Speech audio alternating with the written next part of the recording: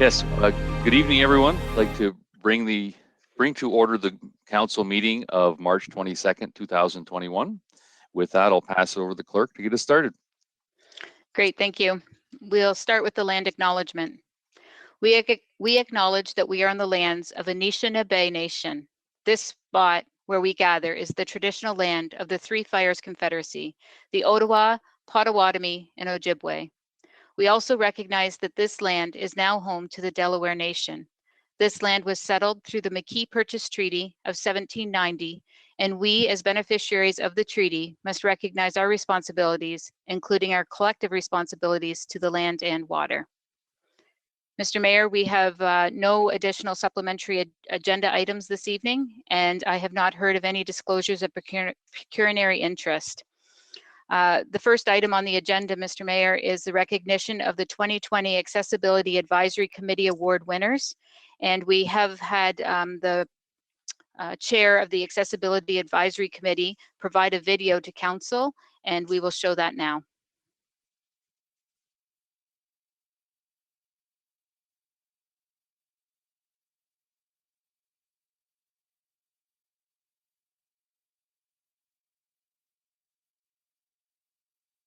Of the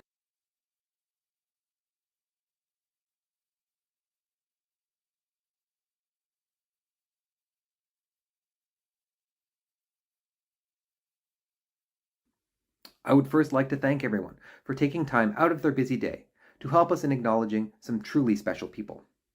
Today, we will be presenting 3 awards to local individuals and businesses who have gone above and beyond in the pursuit of accessibility, advocacy, and equality. The first award is the Dr. Veronica Vaughn Accessible Business of the Year. This award is presented to a business that goes above and beyond in the community. During the COVID pandemic, many businesses have had to adjust to assist residents in need. Foodland in Tilbury has gone above and beyond by offering grocery delivery and by making sure that their physical location was accessible for everyone. With a dedication to proper staff training and by fostering an environment that encourages equality, Merrick and Denise make sure everyone who attends Foodland feels welcome. Hi, I'm Merrick and this is Denise from Tilbury Foodland. So for us, I think the accessibility and the best thing we can do to help our customers is have a great staff and train them to be great and make everyone feel accepted, welcome, and treat everybody with respect. Absolutely, I totally agree with that. Yeah, we have a great staff and we train them to say, how can I help you? And let our customers tell us, if anything, that we can do to make their shopping experience better. Thank you again for the Veronica Vaughn Award, and we really do appreciate it, and have a great day. Yeah, thank you. The second award is the Sheila Lindsay Powers Accessibility Advocate Award. This award is presented to a local advocate dedicated to removing barriers. This business or individual goes beyond expectations when they are called into action and strive towards creating accessible environments that everyone can enjoy. This award is being presented to Terry Jenkins for her continuous dedication to removing both physical and attitudinal barriers. Terry strives towards keeping her business accessible and making sure riders of all abilities are able to enjoy the experience. Thank you, Terry. Being inclusive here at TJ Stables is very important to us. We have all kinds of adaptive equipment that we use, and we particularly are proud of one of the pieces that we designed, and it's being used all over North America in other therapy programs. It's such an honor to receive the Sheila Lindsay Powers Accessibility Advocate Award here in Chatham-Kent. We love our community and we're so grateful to be part of such a generous and caring community. I want to thank everyone for their vote of confidence. Wonderful. Thank you so much, Terry. Finally, the Sid Abear Perseverance Award. This award is presented to an individual who lives beyond perceived limitations to promote accessibility and help others in their community. This award is being presented to Ricky Lindsay for his hard work volunteering at New Beginnings ABI and Stroke Recovery Association. Ricky volunteers at New Beginnings regularly and has had a resounding positive impact on all of the people that he works with. On behalf of the committee, we'd like to thank Ricky for his continued dedication. Hi everybody, we're here to congratulate Ricky Lindsay, our volunteer here at New Beginnings ABI and Stroke Recovery. He was nominated for the Sid Aber Preservation Award, and it is for all of his help here at New Beginnings ABI and Stroke Recovery. Ricky comes in and helps out with the tech class as well as the socialization. And once we are back, Ricky looks forward to coming in and helping our members learn all about Zoom, Skype, and different ways to stay connected with the community. Thank you, Ricky. Woo!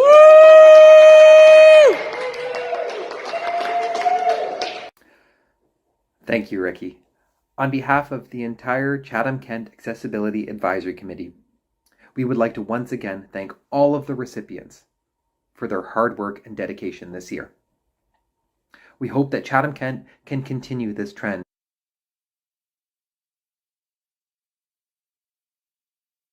At a council meeting, can we? That was very uplifting, and on behalf of council and the municipality as a whole, I really want to thank the award winners for making a difference in our community. Accessibility is so important. We want everyone to feel welcome here, and they certainly make sure that that happens. So with that, we'll go on to the consent agenda. No.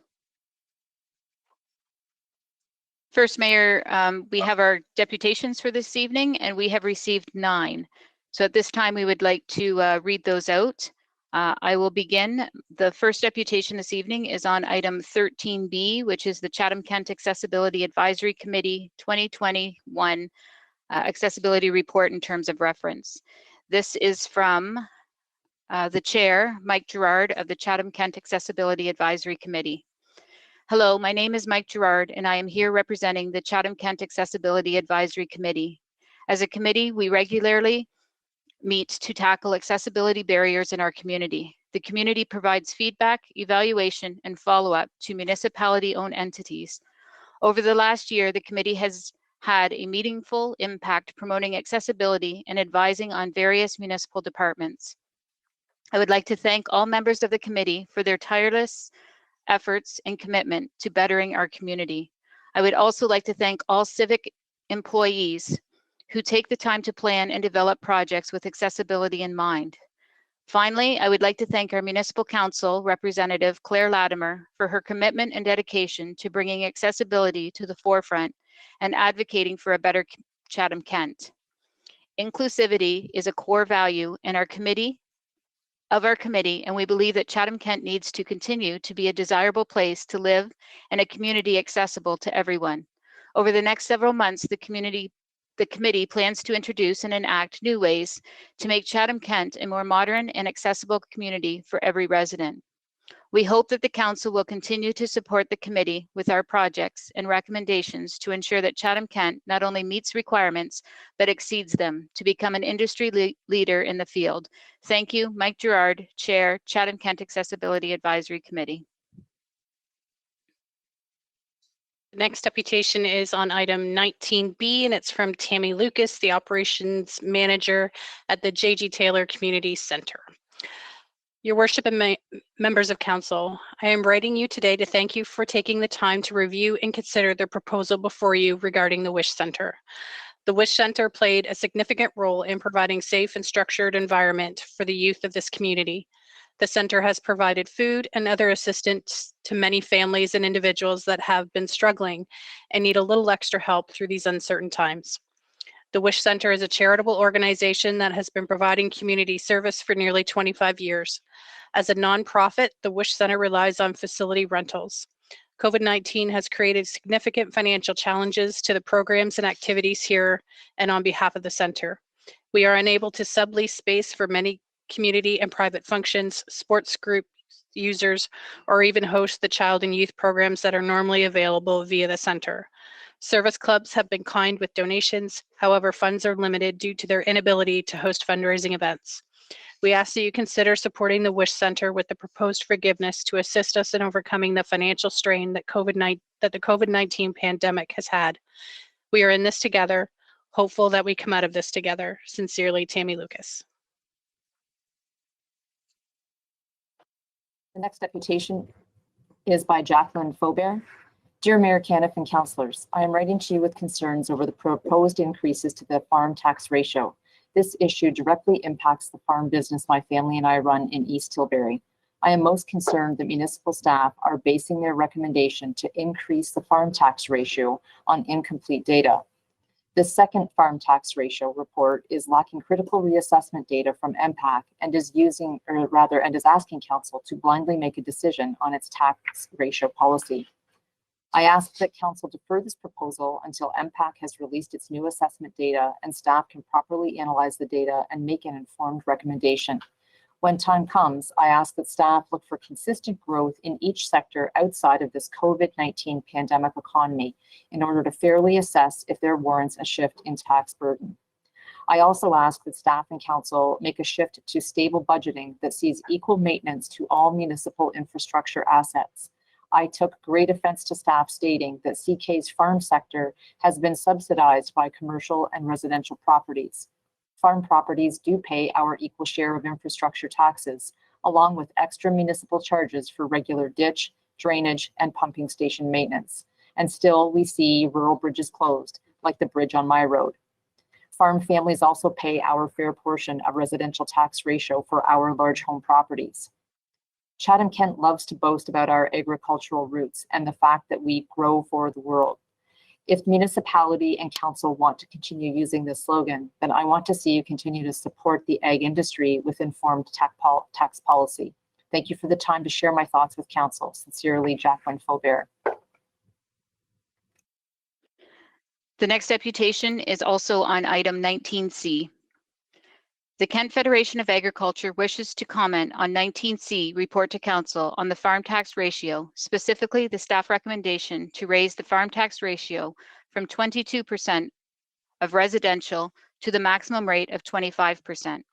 Municipal staff contacted KFA and CFFO about the upcoming report, and a virtual meeting was held.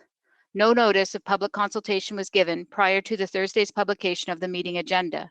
KFA takes the position that any productive discussion about revisiting the farm tax ratio cannot happen until the updated impact assessment numbers are released, now promised for fall of 2021. Any realignment of tax ratios must be based on a fair division of municipal services consumed by all assessment classifications. We ask that the farm tax ratio report be rejected by council. When updated impact assessment values are released, KFA looks forward to participating in productive discussions about fair levels of taxation. Kent Federation of Agriculture, Harry Lawson. The next deputation is on item 19D, and it's from Jen Pavlov, Grant Thornton LLP. Thank you for the opportunity to provide this deputation. We, as Grant Thornton, were contacted in late February by a council member to discuss conducting a review for Chatham-Kent. He was aware that we had been contacted by several prominent business owners in Chatham-Kent in 2020 who were involved with the municipality and members of council to discuss the subject of your recently issued Core Services Base Budget Efficiency Review RFP.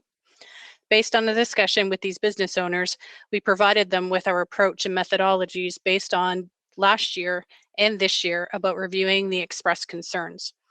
Our proposed approach, including our methodology, mirrors that which is required within the RFP and has been other engagements within other municipalities. We are committed to helping communities thrive and are looking to collaborate.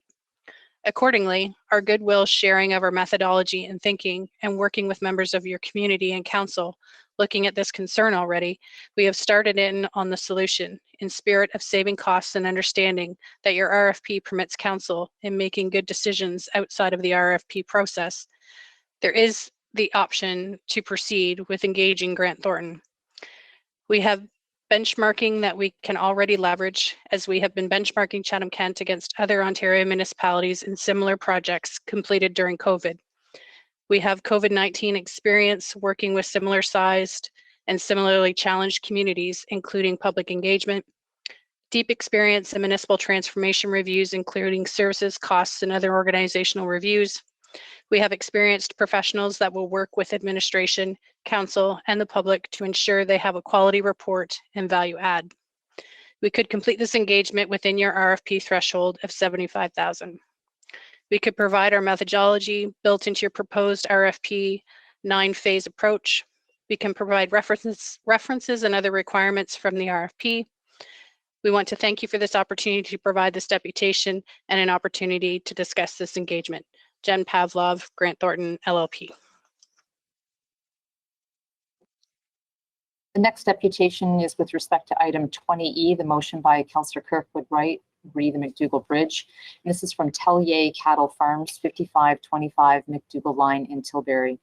My name is Jason Tellier. This deputation is to Mayor Caniff and Chatham-Kent councillors and staff. Late last week, I found out from a member of the Kent Federation of Agriculture that a motion was coming from a councillor to renege on the decision of council to replace the bridge over Government Drain Number 1 on McDougall Line, a decision made while myself and other affected landowners were present in the council chambers. We were blindsided by this motion, fully expecting that this bridge would be replaced and council would honor their decisions and commitments. As this is being written, no contact has been made with our family farm about what will be a significant inconvenience and disruption to ours and neighboring farming operations. Because of COVID-19 restrictions, we are being deprived of the opportunity to personally meet with our municipal representatives to question their motives. As stated in the revised bridge and culvert divestment criteria matrix that was approved in early March 2021, removal of the bridge cannot create a detour for commuters that is longer than 10 minutes. Being that the McDougall Bridge is a big foundation for agricultural equipment, it will most definitely exceed 10 minutes for agricultural equipment to divert from the McDougall line to Queen's Line. Another key point that has been stated in the revised bridge and culvert divestment criteria matrix is that closing the bridge must not pose safety concerns to the public. We have already brought up our multiple concerns regarding safety to the public if the McDougall Bridge would close and the slow-moving agricultural vehicles would have no choice but to take Queen's Line because Barrett Line is too narrow for agricultural equipment. Furthermore, it has been stated that if they were to divest the McDougall Line Bridge, they would have to have a turnaround at the end of McDougall Line. Where would they purchase the land to put this turnaround, as no landowners have been contacted regarding this?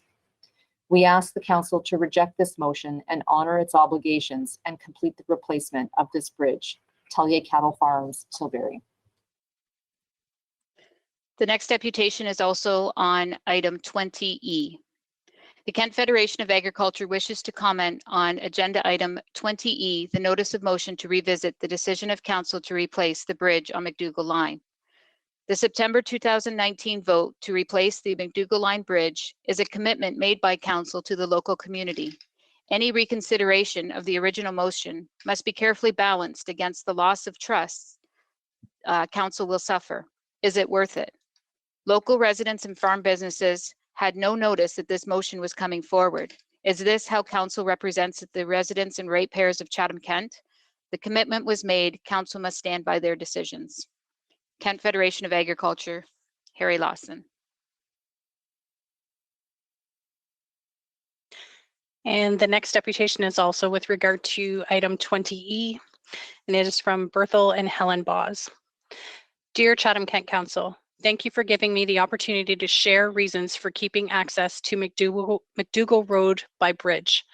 I live in Pancourt with my family. My wife and I are landowners there and Tilbury, and we do cash crop farming. After the 2019 council meeting, we were glad a plan was made to replace the bridge and that engineering plans were started. The McDougall Line Bridge has given us safe access to move equipment in between the two farms and land properties. We use this bridge many times a week. Removing the bridge would result in us being forced to use the intersection of McDougall and Queen's Line. This intersection is unsafe and impossible to do the left turn with wagons. Also, the intersection from Queen's Line to Merlin Road is a high traffic road. Barrett Road does not allow passage of other vehicles when used by farm equipment. It is too narrow. There is no shoulder on this almost 1 mile road. This affects school buses, trucks, and paramedic vehicles too. I hope the council will keep the decision made in 2019 and the promise to keep this bridge access. Thank you, Berthel and Helen Boss.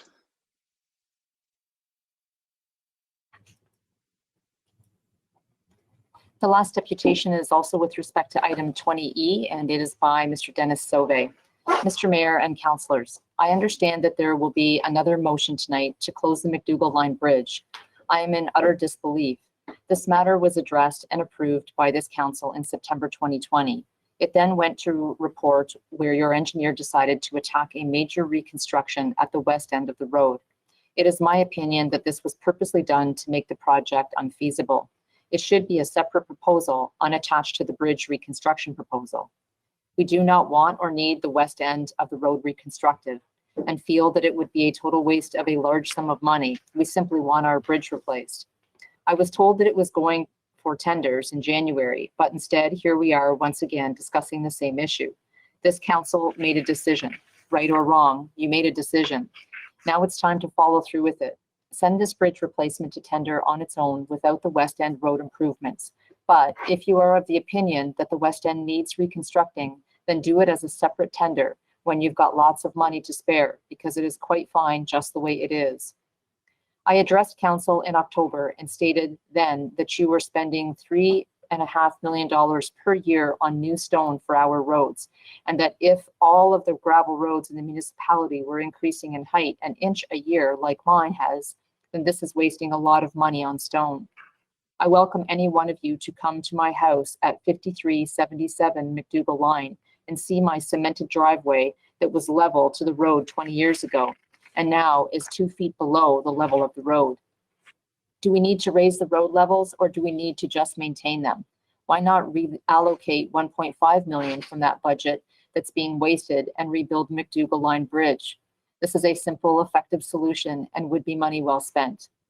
This bridge was built 70 years ago by our forefathers, and I'm sure that money was tight then too, but they found a way to fund it, and it has become an integral part of our everyday lives. I believe the council would agree with me that large, slow-moving farm equipment does not belong on busy highways like Queen's Line. Inevitably, it's just an accident waiting to happen. No one here wants that. We as residents on the McDougall Line are quite discouraged with this. We had the former council agree to replace the bridge in 2013, and we kept believing in the system, but nothing happened. Now again in 2020, there is another agreement to replace the bridge, and again, council seems to be stalling. Why? Why are we having to address the same issue over and over again? We as farmers don't work that way. A deal is a deal. And before COVID times, a handshake was as good as a lawyer's stamp. Now I will state again, you made a decision to replace the bridge. It's time for you to keep your promise. Dennis Sauvé. And now, Mr. Mayor, we'll move on to the consent agenda. On the screen, you will see the items that have been pulled by councillors, and I will review them now. Item 13C, All for Kids program changes, has been pulled by Councillor Hall. Item 13E, Community Engagement Survey, has been pulled by Councillor Harrigan. 14B, Structural Steel Repairs to the Tupperville Bridge over the Sydenham River, has been pulled by Councillor McGrail. Item 16A, CK to the Power of Y, Young People Advisory Group update, pulled by Councillor Latimer. Item 17A, the Enjoinen Applicant Tracking System and Employee Recruitment, pulled by Councillor Harrigan. Item 17B, Customer Service Management Platform Implementation, pulled by Councillor McGrail and Councillor Latimer. Item 18A, Community Paramedicine for Long-Term Care, pulled by Councillor Latimer. 19B, Municipal Owned Halls COVID-19, pulled by Councillor Sakachi, McGrail, and Oche.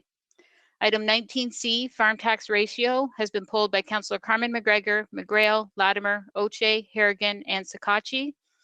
Item 19D, Motion of Councillor Bondi, the External Audit of the Staffing Levels and Departmental Structures, pulled by Councillor Bondi, Hall, and Sakachi.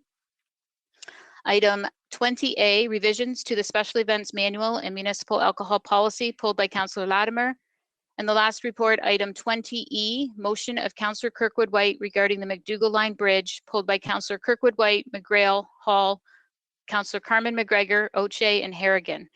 Therefore, the following reports will be approved within the consent agenda. 11A, B, 12A, B, C, D, 13A, B, D, 14A, C, D, E, F, 15A, B, and C, 16B, 17C, D, 19A, and 20B, C, and D. Councillor McGrail and Councillor Thompson, can I get you this on the floor, please? Sure, I'll put that motion forward.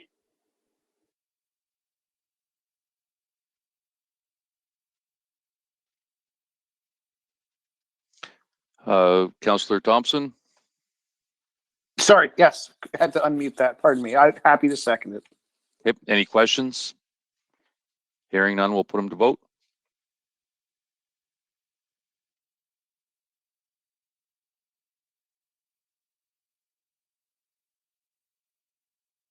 All votes are in. And motion passes.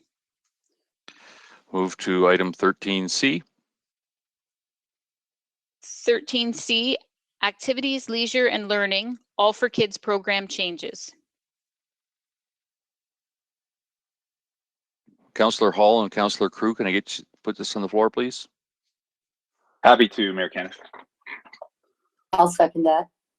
Okay, the floor is yours, Councillor Hall. Thank you, Mayor Kenneth. I heard from a few local residents about this report, and some who benefit from this program with their own children, their family, and others who run recreational programs and businesses that have members who benefit from the program. So some of their concerns and questions were that the program was not going to be offering the same amount of funding for eligible children and families. But after speaking with Kelly Emery, she informed me that that's not the case. But I was just hoping for all of council to hear this and the public as well. So Kelly, if you can speak to this, and also if you can also touch on how these changes in the report will make basically the entire process easier for residents and the vendors that are offering these recreation and sporting opportunities in our communities. Absolutely. For you, Mayor Kenneth. So thanks for that question, Councillor Hall. I appreciate it. And as you can imagine, we've been revamping things as the last 3 weeks have unfolded. And we are looking at a new process that will streamline the process for both families and for vendors to make the process quicker, less administratively heavy for both parents and vendors, and as well, it will just be a more seamless process. It will also take the stigma away of being low income or involved in the low income measure or involved with employment and social services or children's services. So that's part of the reason we looked at it. The other piece is we had to do some rethinking about how this program is offered because we no longer have the position available. It was eliminated in the last budget for 2020-21. So we had to really think outside the box and what this could look like moving forward. Working closely with Polly Smith's team in Employment and Social Services, we think we've come up with a way that will really benefit all. So part of it is they will receive, so parents, if they're eligible, will receive $400 per session or per season. So depending on what that looks like, an example of this is hockey. If hockey runs from September until March, that would be considered 2 sessions. So those parents would receive $800 for that. And then they would be able to reapply the following year for additional funding. Previously, it was $300 with equipment, and now we've made it $400 based on the cost of the actual activity itself. So the application process will go through Employment Social Services. They have an intake line, and they'll then be put through to a case manager. Parents will receive the funding to actually pay the vendor themselves, so thus eliminating the stigma of being low income. And then the vendors will not have the requirement to send in invoices and wait for payment from the municipality. They will, parents will be required to submit a receipt as they finish the program. And part of that is as well to eliminate the administrative burden for them. When they bring their receipt back in for that particular event or activity, they can then apply, if they haven't had both of their sessions for the year, they can apply for another session. And the other piece to that is Jumpstart is still going to be available in our community and will still process applications.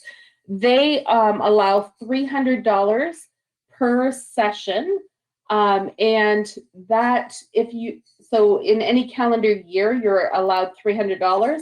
So you could apply for half of it from September to December, and then apply again for the rest of the hockey, if it was hockey, from January till March or whenever it's finished as the second half of that. So I'm hopeful that that will help our families in the community and keep our children in recreation and leisure activities, because we know this is so much needed, especially now more than ever. Absolutely. Thank you very much for that, Kelly, and thanks for sharing that with all of council and the public. I know the parents and the people that run the different programs that I spoke to will be very happy to hear all that information. So thank you very much. Thank you. And through you, just one more comment through you, Mayor Caniff. We will also be putting information out to all of our vendors. We have all of their emails so that they can better help those families as well and better understand the new process.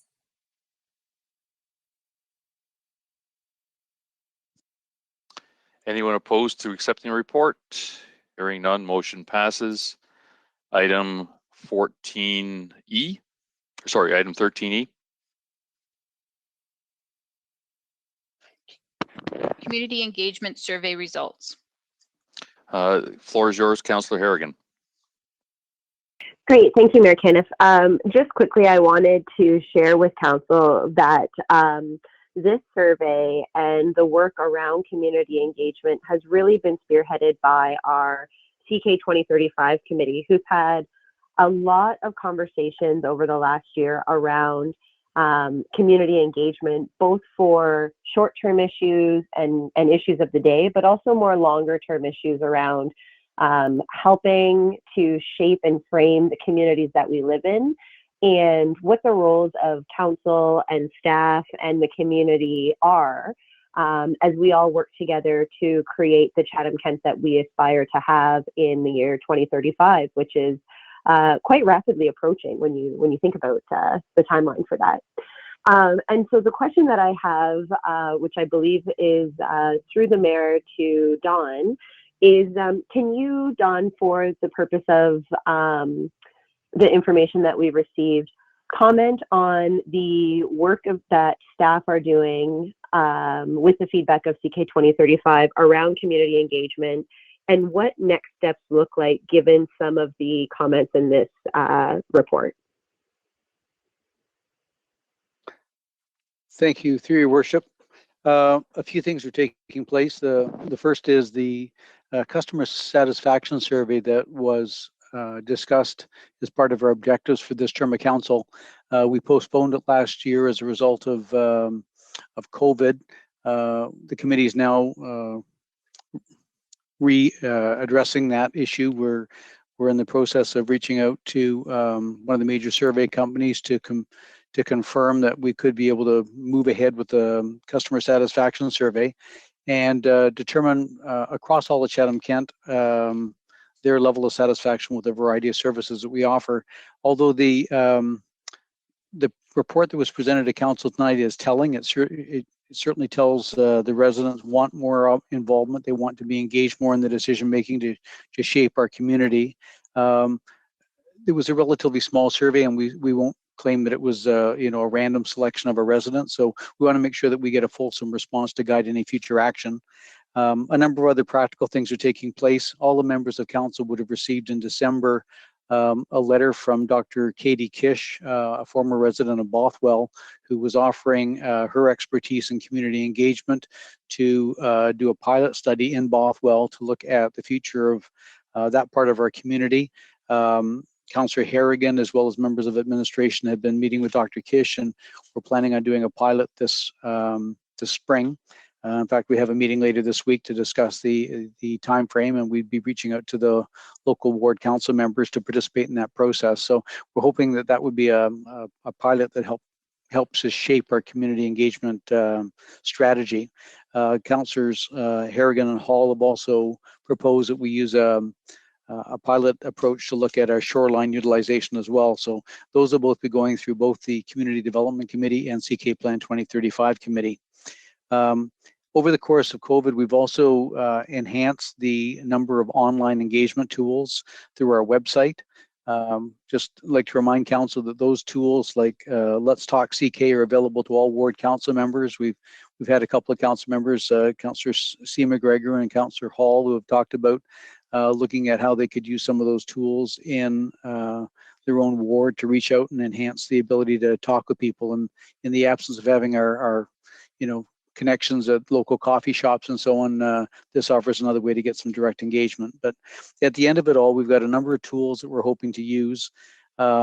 But what we want to do as part of our committee work is to develop and bring to council a policy framework that would clarify what the expectations are for council, for administration, and most importantly, our residents, so that when we're doing a certain type of activity, we understand exactly what the scope of the engagement will be, the methodologies we'd use, and how we can make sure that those community engagement activities are going to help shape the decision making for moving ahead with Chatham-Kent.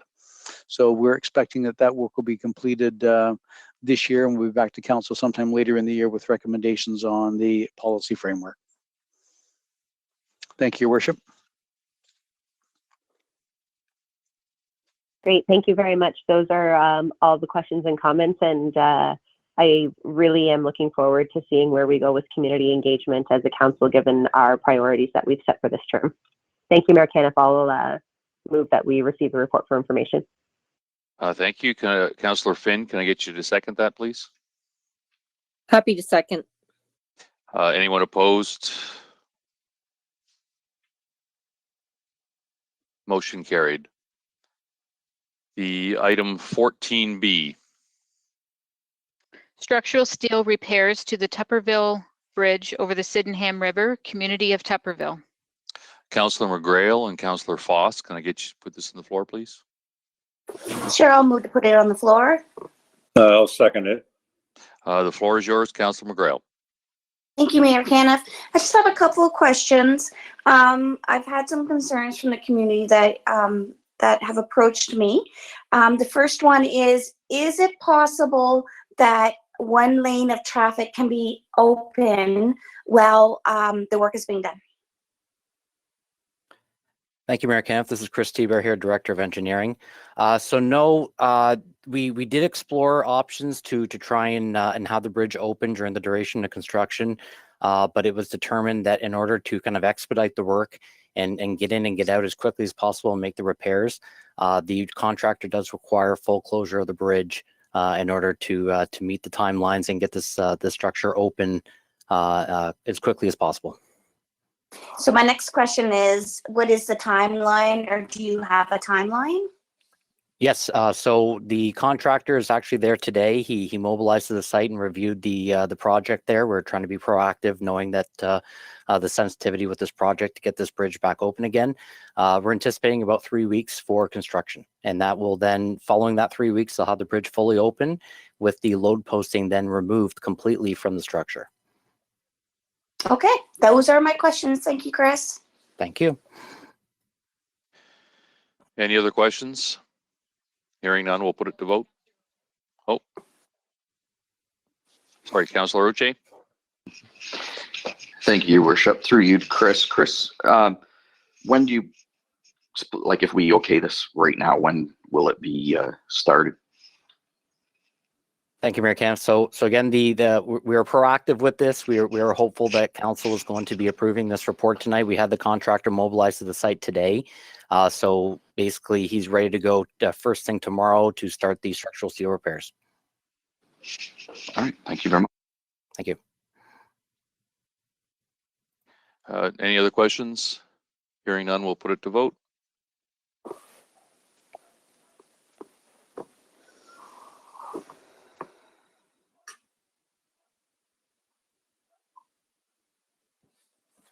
All votes are in. The motion passes. Item 16A, community development.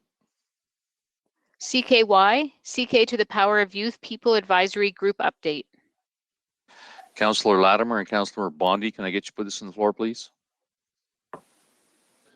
So moved.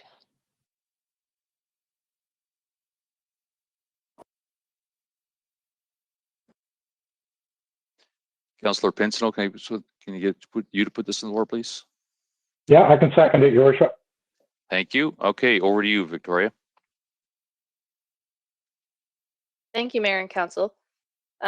Marina, whenever you're ready to pull the presentation up, you're welcome to. Tonight, we're happy to bring forward an update on the work of the CK to the Power of Young People Advisory Group. Thank you.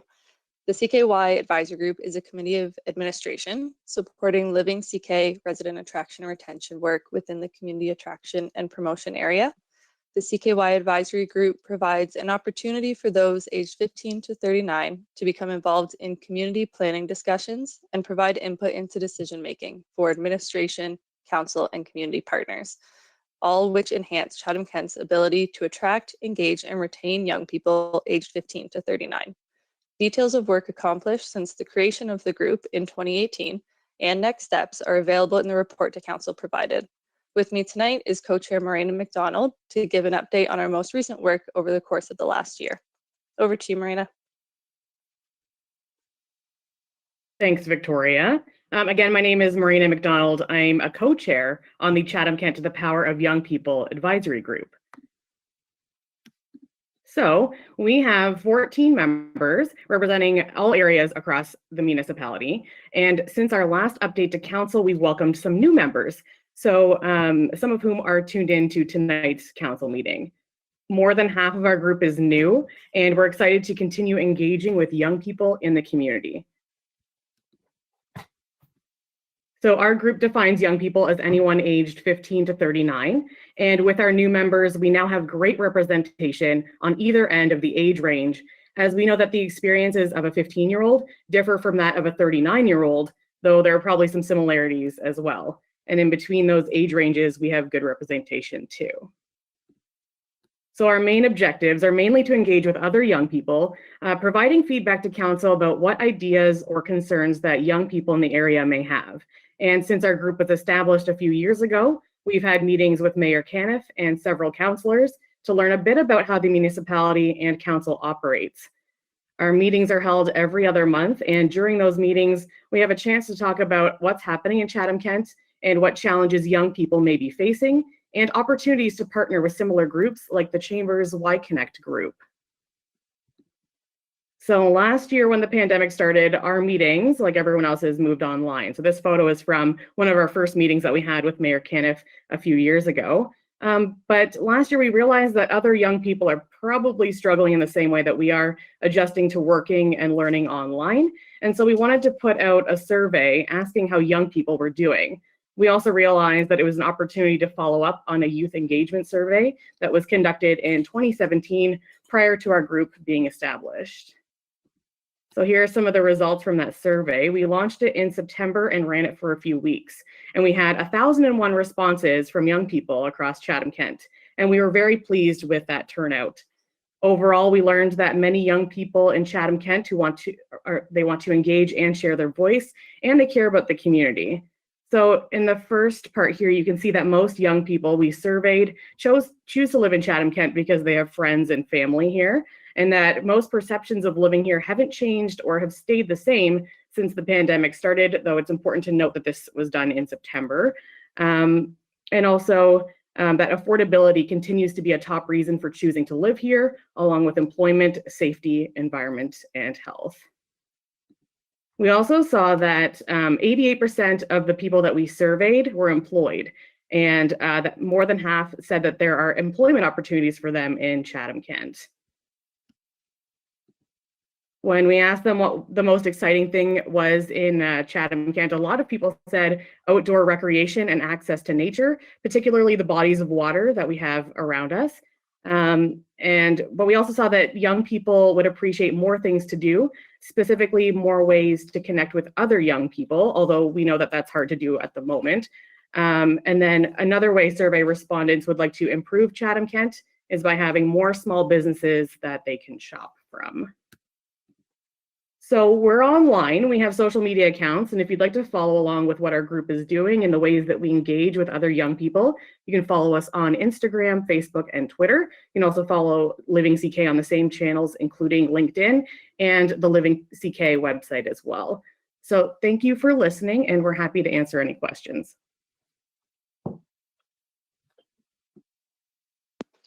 Councillor Latimer. Yes, thank you through the mayor. Victoria, Marina, I cannot express enough appreciation for you and your team and these committee members' work since this initiative has begun. I'm really pleased to see the results of this survey and especially the next steps. I'm wondering though, in your next steps, if you would consider including economic development and community development.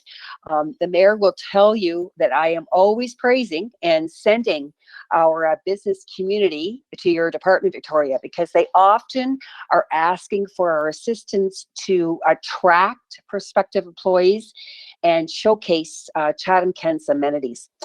I also think that responding to the we need more to do, ECDev are the ones who have the actual, they have a lot of good relationships with our current business owners and entrepreneurs and those who want to begin a business or become an entrepreneur in our community. And if you have the need, and perhaps economic development can help hone the how. So I'm just asking, I'm wondering if you would take that into consideration. Through you, Mayor, and thank you very much. Very good point, and we hope that it's clear, but we're happy to work with the economic development team. They're definitely a key stakeholder in the work that we do, and we appreciate their support as well as yours, Councillor Latimer, for our role in community economic development alongside that team. So definitely some great assets across the municipality, and we're happy to work with as many partners as we're able to. So thank you very much for that. You're quite welcome. Keep up the great work. Anyone opposed? The motion carries. Item 17B. 17A. 17A, Enjoyin applicant tracking system and employee recruitment. And we have a presentation by Lucas Chambers, Manager of Talent Acquisition and Development. Mr. Mayor, just before Lucas gets started, I just wanted to introduce him. Lucas Chambers is our most recent Manager of Talent Acquisition and Development, and this is Lucas's first report to Council this evening. So, Lucas, it's all yours. Thank you, Mayor Caniff, and good evening, Council members and staff. Tonight I'm here just to provide an update on our new recruitment application that was launched this past January. So over the years, we've recognized that our recruitment process was resource heavy and time consuming for both our hiring managers and the applicants to complete. To remedy this, we set out on an HR-led project with three main objectives. They were to simplify the process for employee recruitment, streamline our internal business processes, and create an easy-to-use system for potential candidates. This is a quick view of what our current careers board looks like, the new desktop web version of Enjoin. It shows a quick glance of all positions that are open, their status and category and closing date for a convenient review. There's an expandable search bar that allows interested candidates to further narrow down their positions of interest. And it is also mobilely responsive. So this is what it looks like on a mobile phone. It still offers that same search capacity so that it is really dynamic in how candidates look for careers with Chatham-Kent. So since the launch of nJoin in January, we've realized a number of efficiencies of using the application for both our municipal administrative team and candidates who have been applying. To date, we've received positive feedback on the ease of applying and the convenience the new system offers. From these efficiencies, we've already observed a number of early success stories with the nJoin application. So looking at administrative efficiencies, our traditional process for requesting a position for recruitment was heavily paper-based, starting with our vacant position requisition, also known as our VPR. The nJoin solution has allowed us to digitize our former one-size-fits-all form and base the required fields on logic decisions that are programmed right into the system. So hiring managers and their administrative staff can now easily complete these requests online and understand what information is required depending on the type of position that's being posted. So there are different fields that need to be populated depending on the status of the position, whether it's permanent, temporary, or a student position. And this captures those required screenings that are required for candidates, such as a police check, licenses, and a vulnerable sector check. So with the digitized request form also comes digital approvals. So when a position is submitted for review to the talent acquisition team, they can review the content and immediately start the approval process required, all the way up to the division's general manager. The cascade of approvals are set up per policy and can be actioned on from a computer or even a mobile phone, which reduces the time that was previously spent sharing a physical form from office to office for signatures. Once a candidate is shortlisted for an interview for any position, our administrative team can now schedule those interviews through nJoin, and this shares all of the available time slots with all of the candidates. So they can select from that list on a first-come, first-served basis, offering additional convenience on the candidate end. And if there are additional time slots that are needed, the administrative team can accommodate that by adding to the schedule as necessary. Looking at the candidate experience, the new recruitment experience starts with the creation of an online profile. So this profile serves as their main connection to all things recruitment with the municipality. They have the ability to attach a resume to their profile, which they can update as needed. That helps reduce application times when a position of interest is posted. The traditional career profiles that have used to require significant time investment to complete have been replaced with position-specific questions that can be completed online. These questions are focused on education and experience required for the positions that will allow us to assess the talent applying, and they generally take about 5 to 10 minutes to complete. We also have another feature called career alerts, and with nJoin, this allows individuals to be notified when new positions are posted. So anyone can visit the career board and select which category of positions they are interested in and add their email to be notified whenever there's a posting like that in that specialized area. So that is just a quick look at all of the different areas that someone can subscribe to, or they could subscribe to all.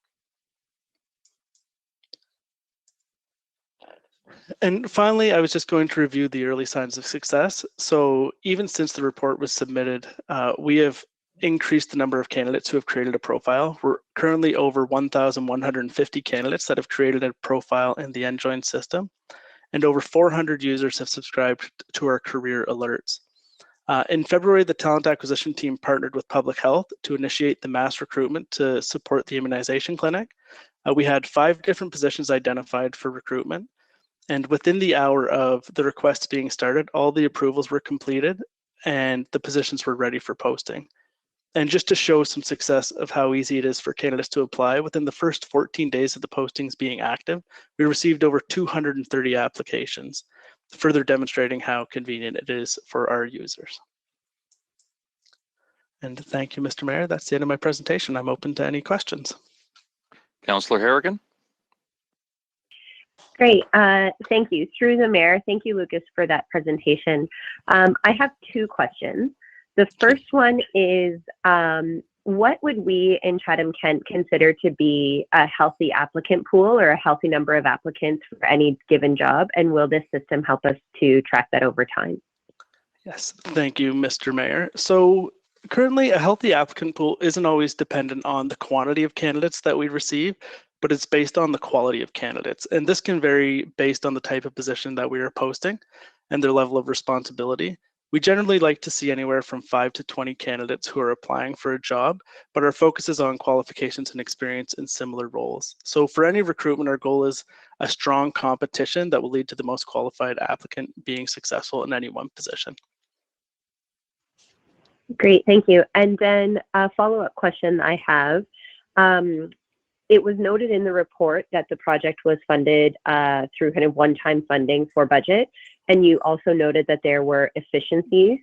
Will, or is it the opinion of our Human Resource Department that the ongoing licensing costs, which I imagine there are, will continue to be realized based on staff efficiencies following this one-time investment?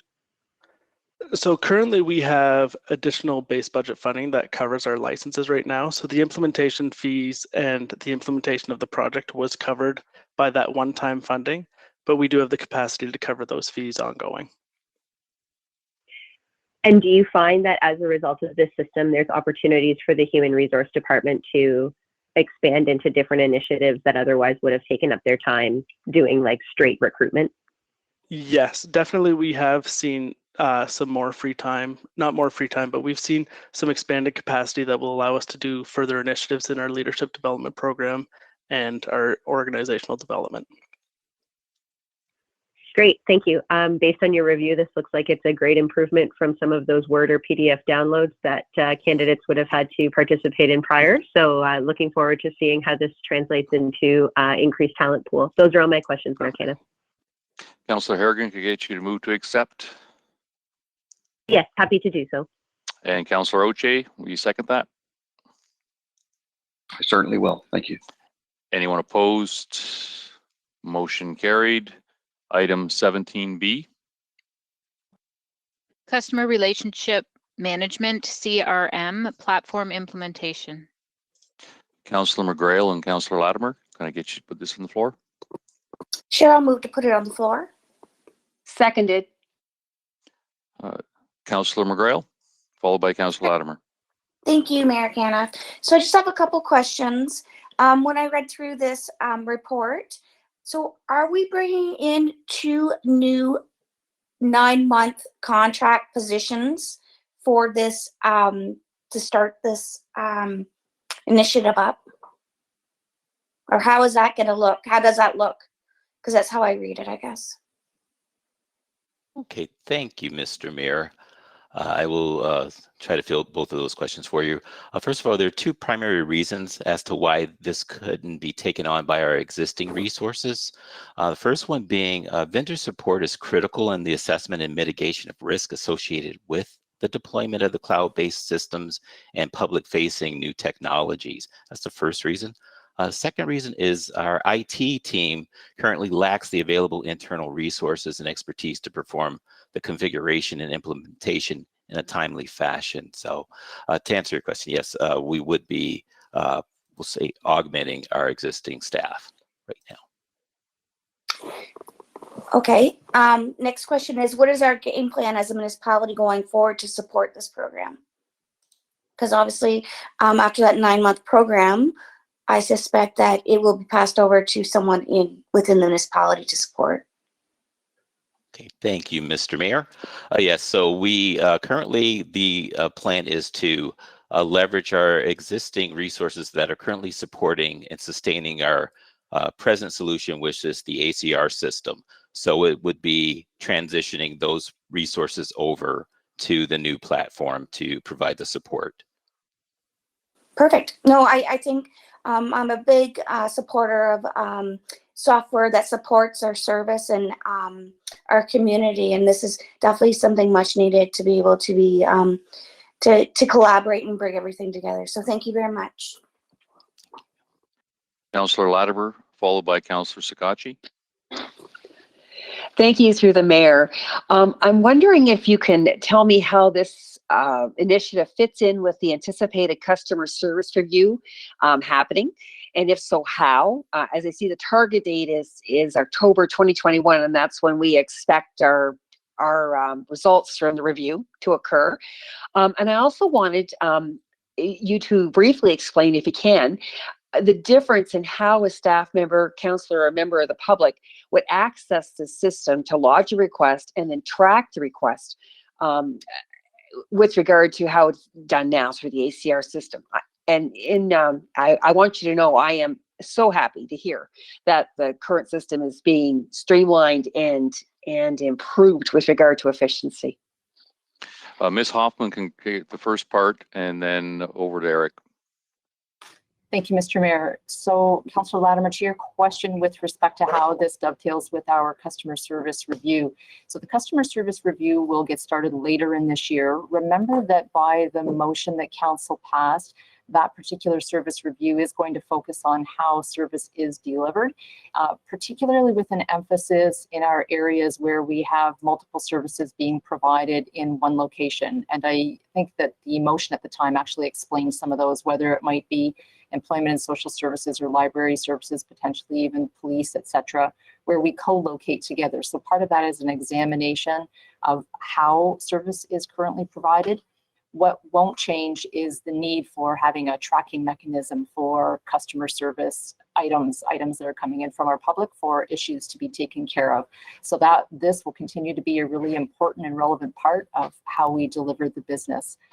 I did want to, I'll hand it back over to Eric in a moment to answer the second part of your question about how it will look in terms of the front facing once you're logging a complaint or an issue or an item through the system. But before I do that, I didn't quite get a chance to get in and let you know that Eric Hurd is our project manager in corporate services right now. Eric is usually in our IT department, and he has been seconded to the corporate services area to finish his work on this project. So sorry I didn't get that in to begin with. And Eric, if you could take that second part now, please. Okay, thank you, Mr. Mayor. Okay, so users, if we're looking at the public facing side first, users will be able to access the service request system through multiple channels, which will include direct links from the public portal and by using the contact us and report it options, which are currently available on the home page. There's also a general service request option and a have your say option that we will also look to leverage. So once they access those links, there is no requirement for users to register in order to submit a request. Those whom choose to provide an email address will continue to receive email notifications when their request has been resolved. So nothing will change on that front. But for citizens choosing to register, they will be able to obtain near real-time updates on their request in periodical stages as their request traverses through our organization until it is resolved. They would also receive notifications through the portal as well. As far as those additionally, the registered users will also be able to access previously submitted requests for future reference purposes if needed. Now, those requests, when they are received through our staff, our customer services team will perform some additional triaging of those requests that are submitted and then forward those through an automated workflow through the necessary internal resources where applicable. We are also seeking to try to reduce the number of duplicate requests and requests where you have multiple internal staff and counselors attempting to resolve similar duplicate issues at the same time. So this new system will afford us the opportunity to really streamline and improve service delivery across the board. That is all very encouraging to hear, Eric. So thank you all. Look forward to further information coming on the orientation of the system for all of us to use. And welcome to the team. Thank you. Councillor Sakachi. Thank you, Your Worship. Thank you very much, Eric. You kind of answered some of my questions that I did have. I'm not sure if you can answer this question or maybe if it's can be directed to Mr. Kelly. Recently, actually not recently, but a lot of concerns have come in from complaints in regards to the ACR process that when they're inputted and there's an attendee that's attended the site, there's no feedback at all from the municipality in regards to what action was taken, if an action was taken, or why wasn't an action taken.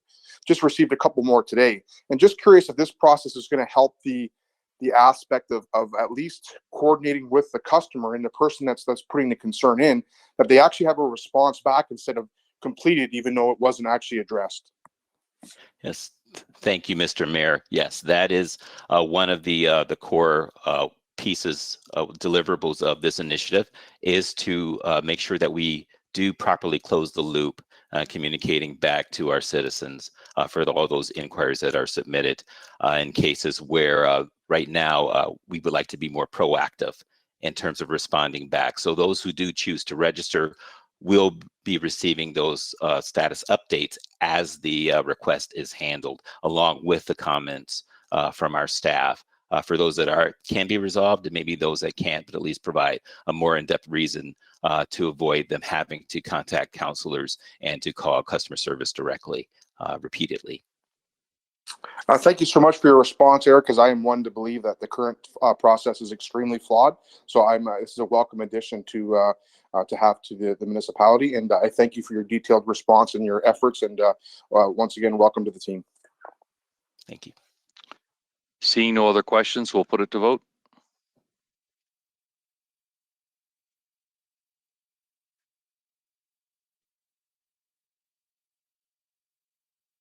All votes are in. And motion passes. Item 18, Fire and Emergency Services. 18A, Community Paramedicine for Long-Term Care. Councillor Latimer and Councillor B. McGregor, can I get you to move this, please? Pleased to move this. Happy to second it. Councillor Latimer.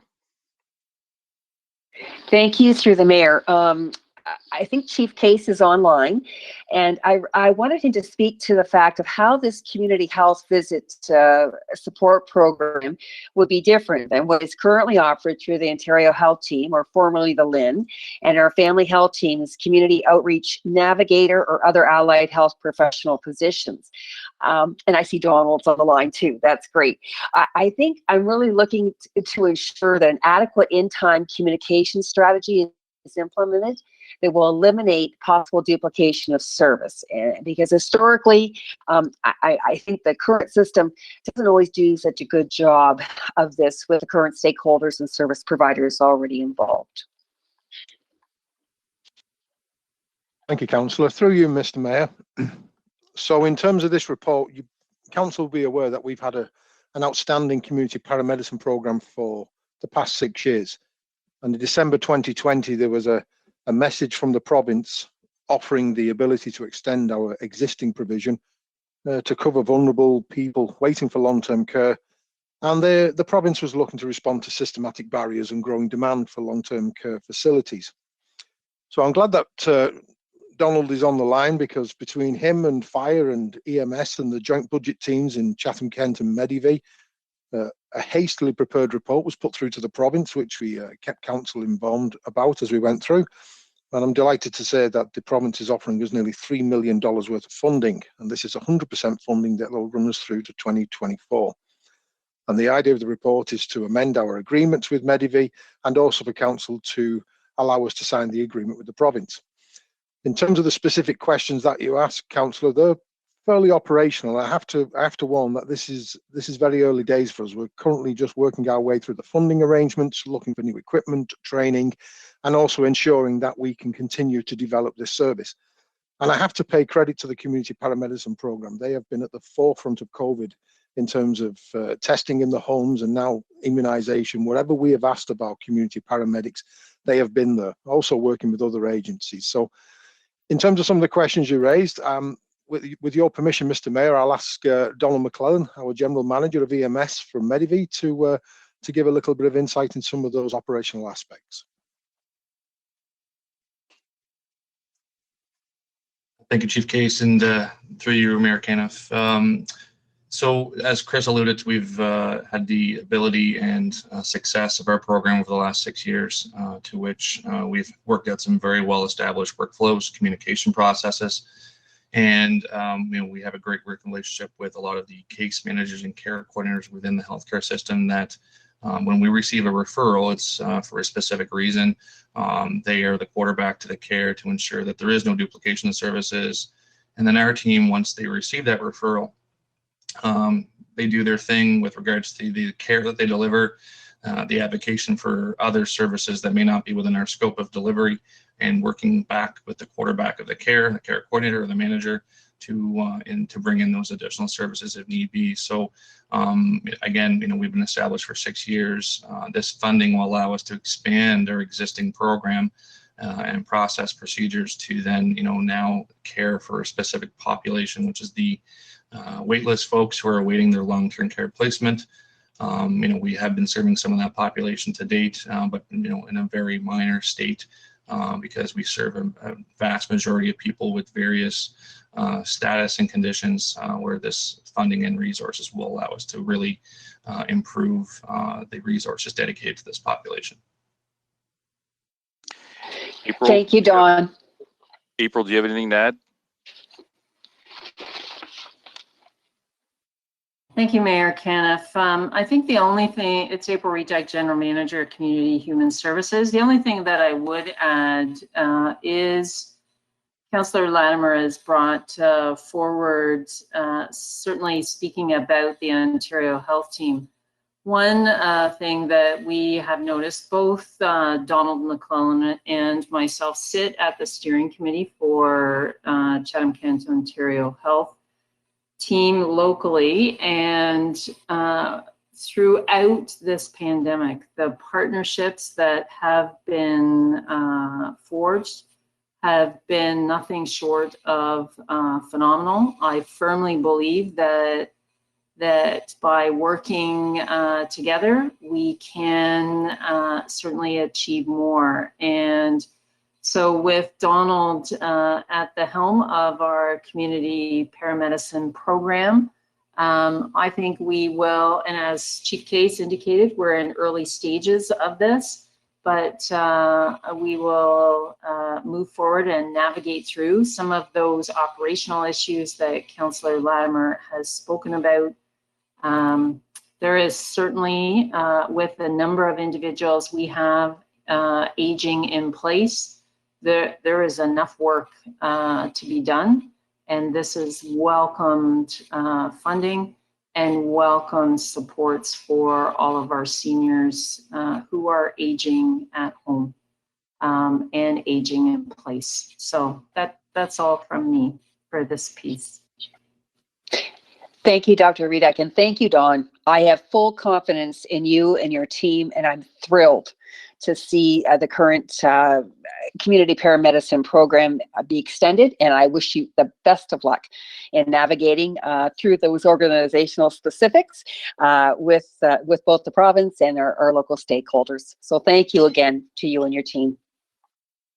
Seeing no other questions, we'll put it to vote.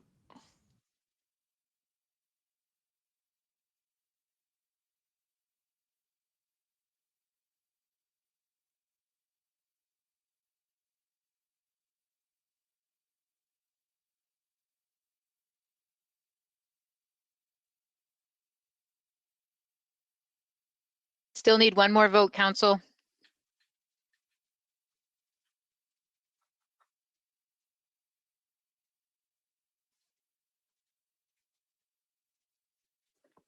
All votes are in.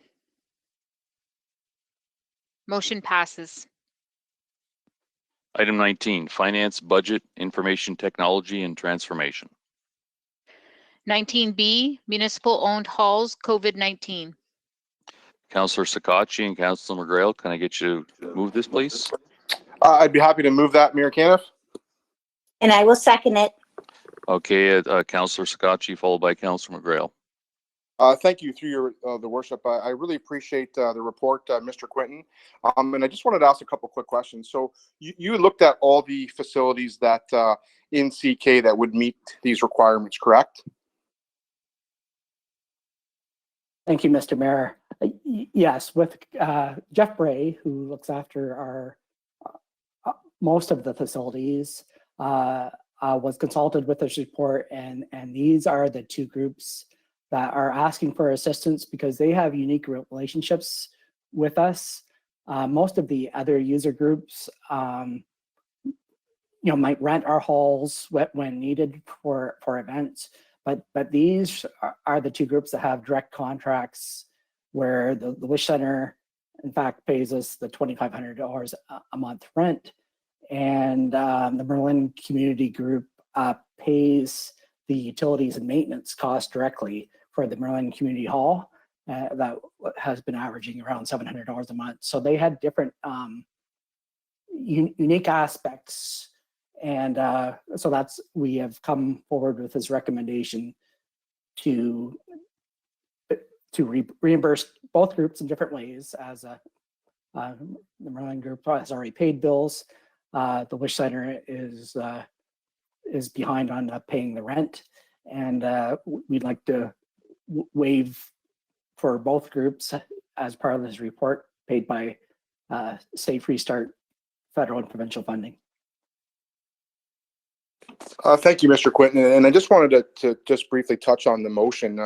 The motion just came from literally just a chance conversation with Tammy, who does so much, you know, in regards to how much we do, how much she does in the community. And we always speak about, you know, private partnerships, and you know, there's no way that the municipality could really do what the Wish Center does in regards to activities for children and the services they offer to people, you know, who maybe just need an extended hand up, or just activities in the community. Just hoping that council just supports this unanimously, as it's one of those beneficial aspects of our community. We all know how challenging COVID has been, and you know, this group and this organization in this center is invaluable to the whole community of not just Chatham, but Chatham-Kent. So I really appreciate the report, and I'm looking forward to everybody's support. Thank you. Councillor McGrail, followed by Councillor O'Shea. Thank you, Mayor Caniff. Councillor Sakachi covered all my questions, so I'm good. Thank you. Councillor O'Shea. Thank you, through you, Your Worship. Gord, I'd just like to thank you for bringing this forward. The Wish Center, as Councillor Kachi said, is an incredible asset for Chatham-Kent. As well, I know the Merlin Community Hall would cost a lot more than what it's costing Chatham-Kent due to this group running it and raising money for repairs. So I just I'm hoping, as well as Council Sakachi, that everyone will vote for this, because these are two items that are near and dear to my heart. So I'd prefer this to get passed. Thanks very much. Seeing no other questions, we'll put it to vote.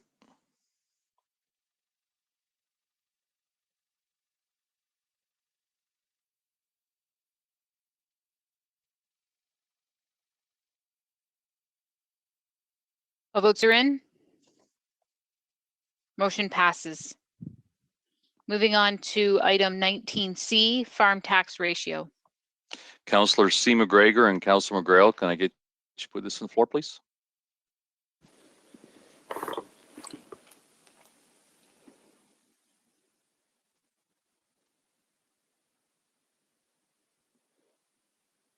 I'll be happy to start the motion.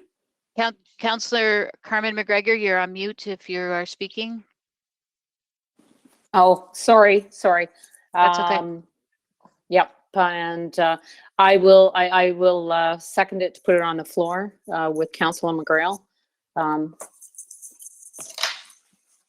But I really don't want to speak to it second. I want to hear some discussion from council before I speak. Please and thank you.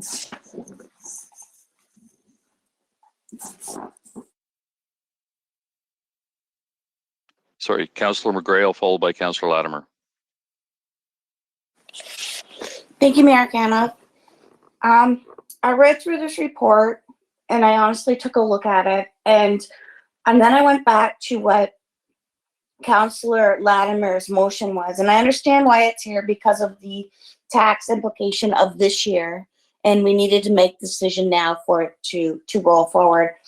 But even with the report that is given within this report, and taking that stats from Canada-wide, I still am not comfortable without the impact report. And I know timing is everything on this, but I don't know how I can support something that I don't have concrete numbers. Because at this point, am I right in saying that we're speculating of what's going to go on? We don't have concrete evidence and information on what is actually going to happen with numbers. We will only get that through impact. Am I right with that in saying that? Thank you, Mayor Caniff. Yes, well, I wouldn't say we're speculating. We do know for 2021 that there is no impact at all. So the reassessment has been postponed. Everything from the 2016 assessment cycle has been fully phased in. So other than new assessment or appeals, there's going to be no changes in assessments for 2021. So we know that for a fact. 2021, there's going to be no impact. Beyond 2021, you are right. We don't know for sure what the impact assessments are going to be, but we do have a general understanding of where the market has gone in the last 5 years to know that there's unlikely going to be the same unprecedented increase to farms relative to the other property classes like we saw in both the 2012 and 2016 assessment cycles. Okay, and then part of Councillor Latimer's motion was at the very end, it says with public consultation. So to explain, can you please explain to me what you have done so far for public consultation? So for public consultation, in this case, we provided both the Kent Federation of Agriculture, the Christian farmers, and through them they invited the OFA as well. And we held a meeting on March 11th. We provided them with an advance copy of the report, and we had a discussion about the recommendations between those groups, myself, the CFO, and the CAO. Okay. Yeah, at this point, I'd really like to see that impact presentation and what's coming before I could even really support any of this stuff. But that's just me. So I will not be supporting this tonight. Thank you. Councillor Latimer, followed by Councillor OJ. Thank you, through the mayor. Well, I don't think it's going to be any surprise. I am voting against this recommendation tonight because along with Councillor McGrail, I have several problems with having this report coming forward tonight with no updated impact reassessment information to base our decision on. But I also have a problem with the report itself. I'm glad to hear you don't feel, Matt, that there's going to be unprecedented increase or farm impact through the next assessment cycle. And although it is true there will be no change in the 2021, since 2012, our farm properties have had 100% increase in taxation, unlike residences and businesses.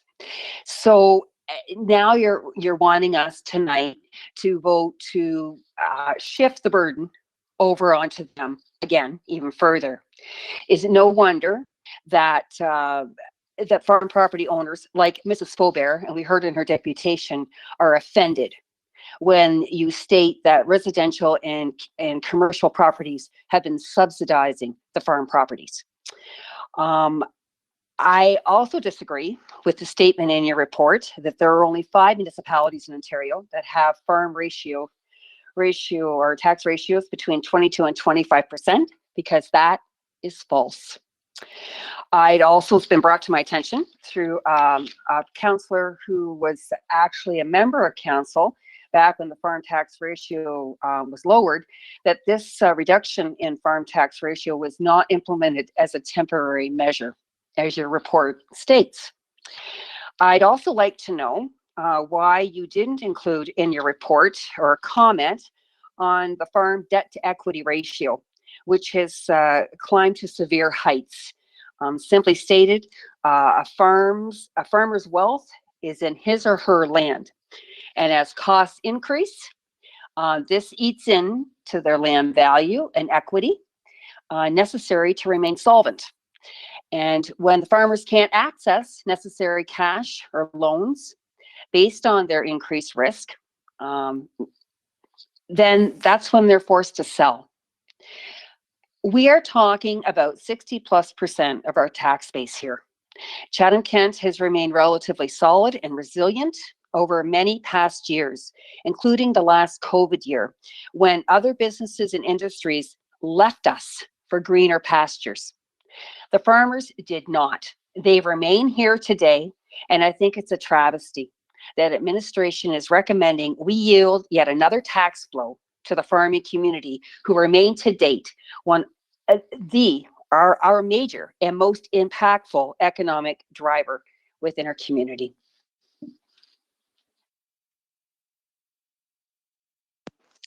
Councillor Oche, followed by Councillor Harrigan. Oh, Gord wants to say something. Sorry, Gord. Sorry, I just wanted to take the chance to respond to some of the comments that Councillor Latimer has made.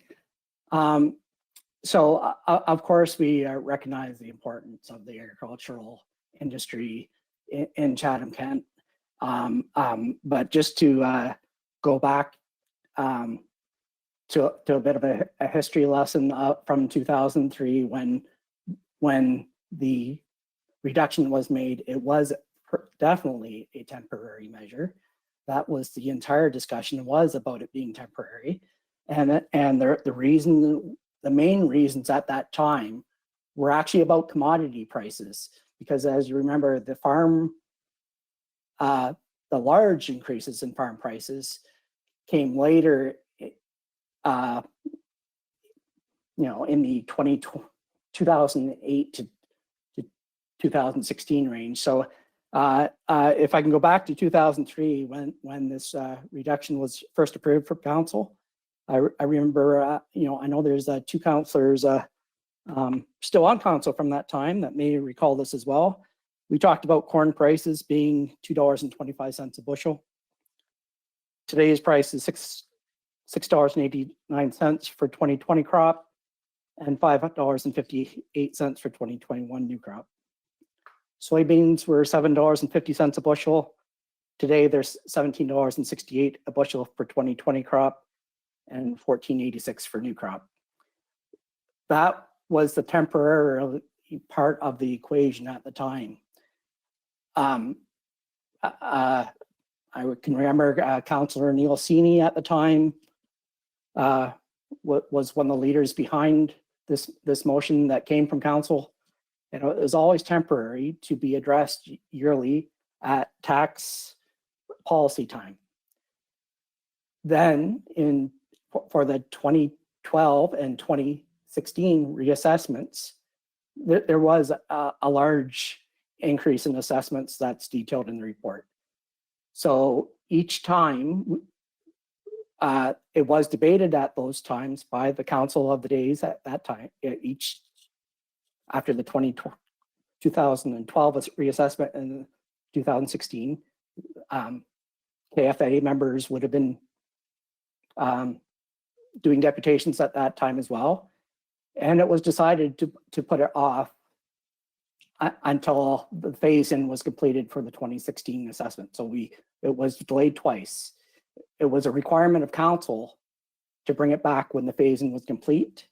So the characterization of administration bringing this back at this time, this is a response to a council. The discussion of the day was once the 2016 reassessment was implemented, was not to come back until the 4-year phase-in was complete. That was complete for 2020 taxation, and here we are at 2021 for council's consideration tonight. Thanks. If I can just add one clarifying point too, in terms of the municipalities between 22 and 25%, two issues. One being that we had to base this data set off 2018 FIRs because not all municipalities in the province have even submitted their 2019 FIRs. And also, there are more than 5 if you count the lower tiers, but you need to remember that tax policy is set by the upper tier. So in this case, there are 5 upper tiers, but we also know that Elgin, and I included a footnote for that in 2019, Elgin did reduce their tax rate as well, their farm tax ratio. Just to clarify, thanks. Thank you. Councillor Oche, followed by Councillor Harrigan. Thank you, Your Worship. I thought when council asked you to bring this back, it was supposed to be with the MPAC results. Was that not correct? Thank you, Mayor Caniff. That was the direction. So I think Councillor McGrail was alluding to some email communication we had, but administration needs direction from council before April in order to set our tax policy. Our tax policy needs to be set in April so that we can do the final tax calculations and send out the bills. So when we set in the fall, we fully anticipated that we'd have the impact assessment data by the spring. For whatever reasons, decisions that have been made at the provincial level, we do not. But we still need to get direction from council. We have a report coming at the end of April on tax policy, and we need direction on what to do with the farm tax ratio before we can finalize that report. Okay, I guess I seem to be getting quite frustrated anymore because it seems like everything that, not everything, I apologize. Some of the things that we ask management to do doesn't get done, or it gets done before it should be done. So as well, I'm not going to vote for this, and I'm not happy at all that this has even been brought back when we don't have the report to look at. So yeah, I'd like to have seen it when we had everything, but I realize what you need to do with the budget, but when we ask for something, I'm kind of getting tired of seeing stuff come here that isn't what we asked for. Thank you.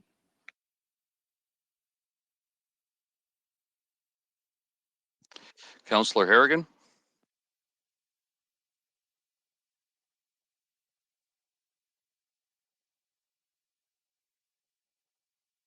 Councillor Harrigan, we can't hear you if you are speaking. Thank you. There you go. I was just commenting, Mayor Caniff, that I had pulled this report, but a number of my questions have already been answered specifically around the timing. I guess I would confirm through you to Gord or Matt that you need some form of direction. So for example, I would have thought that if the impact data that was requested had not yet come in time to make tax policy, then we would just maintain status quo until that policy came in. But it seems to me like you require formal direction.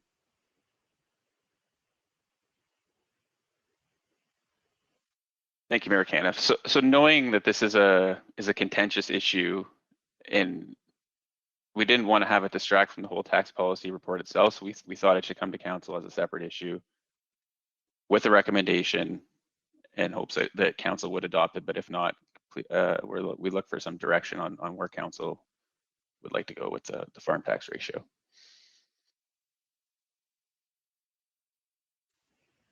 So Judy, I don't know if this is a separate motion or not. I think we did hear one deputation that really urged us to at least consider all of the data prior to making this decision. Can I move to refer this decision until next year when we have impact data, and to maintain status quo on tax ratio until such a time? Or is that considered a separate motion? Thank you, Mr. Mayor. In the procedural bylaw, council, there is a motion currently on the floor, but there is a motion. You can either motion to refer back to administration, or a motion to postpone until a certain time. And you could just fill in those blanks if that is what you want to put on the floor while this motion's on the floor. All right, I guess my question would be is if I move to refer it until the impact data is received, do staff have clarity around the direction they need to take for this current tax year? I guess if you're looking for my answer to that, I think we need to lean over to Gord or Matt to know if they have enough direction. I mean, from a procedural perspective, yes, you can postpone until the impact data comes in, but Gord or Matt may have to answer the question if they have what they need for the 2021 tax policy. Yeah, thank you for the question. Thanks, Mr. Mayor. So with a motion to postpone until impact data comes in, we know that is, we hope to hear some news on that in the budget this week from the province. that when they're re-implementing it, but it still won't be quick enough for this year's tax policy. So it will either be the summer or fall of this year before MPAC will be able to make a presentation to council. So if this is postponed, we'll make the assumption that we'll go forward with bringing a tax policy in April with the 2021 farm tax rate at 22% status quo. So Councillor Harrigan, would you like to move that?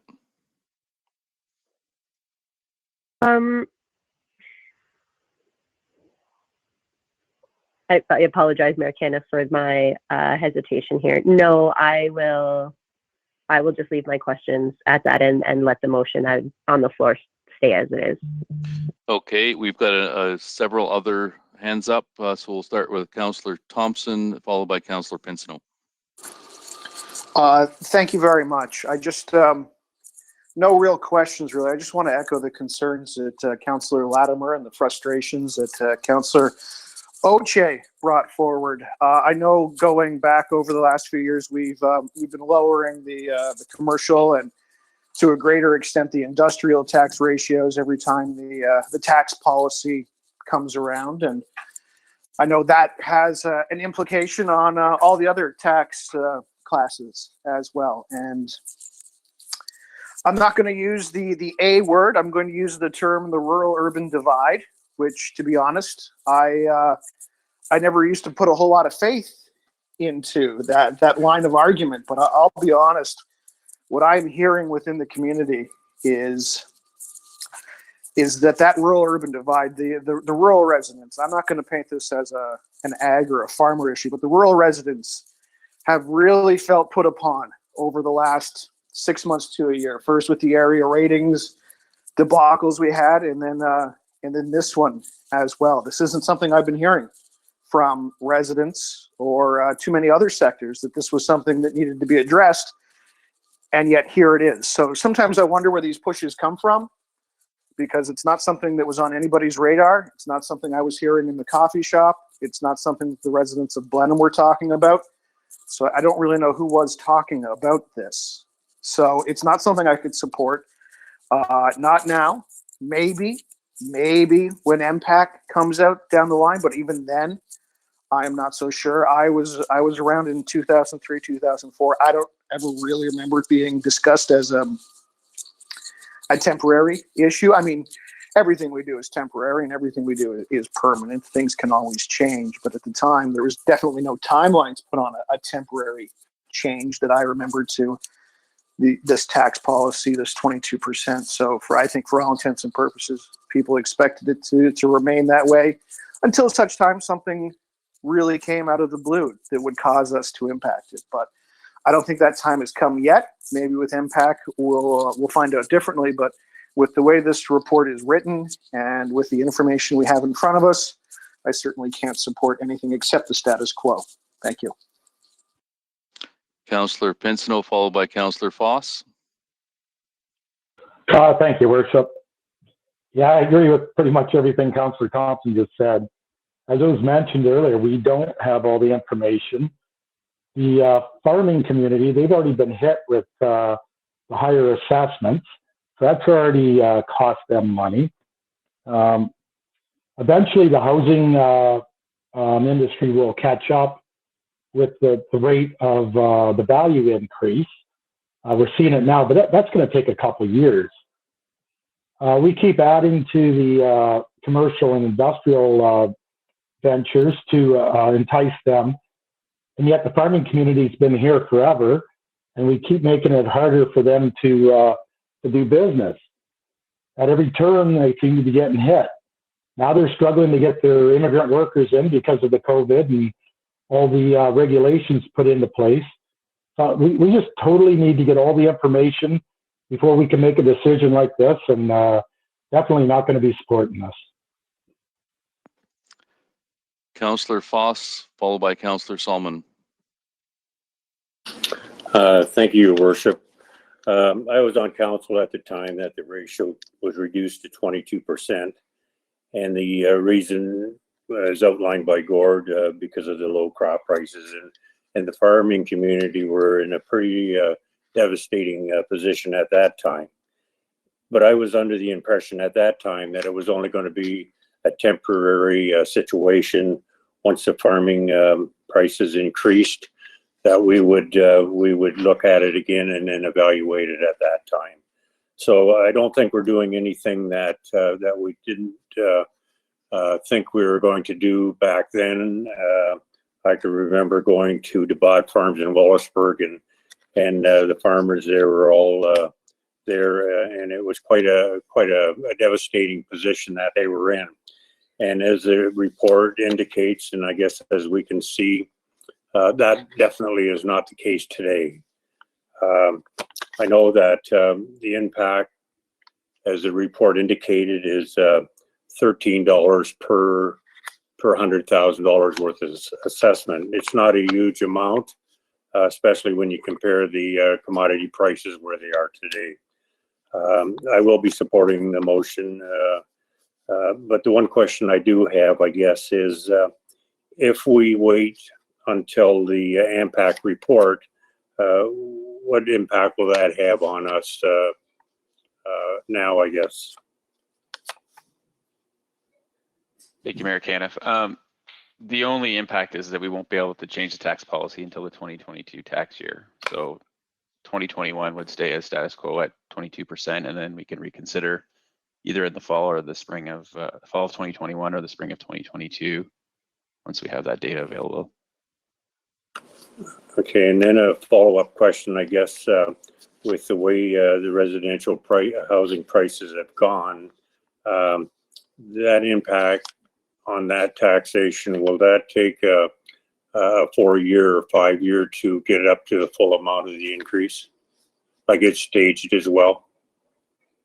Thank you, Mayor Caniff. Yes, any increases are phased in over 4 years, so it'd be 25% of the increase in each year. But keep in mind the valuation date is January 1st, 2019. So there's some things currently happening in the market that aren't likely to affect assessment values until the I guess it'll be the 2025 or whatever the province decides to do in the next assessment cycle.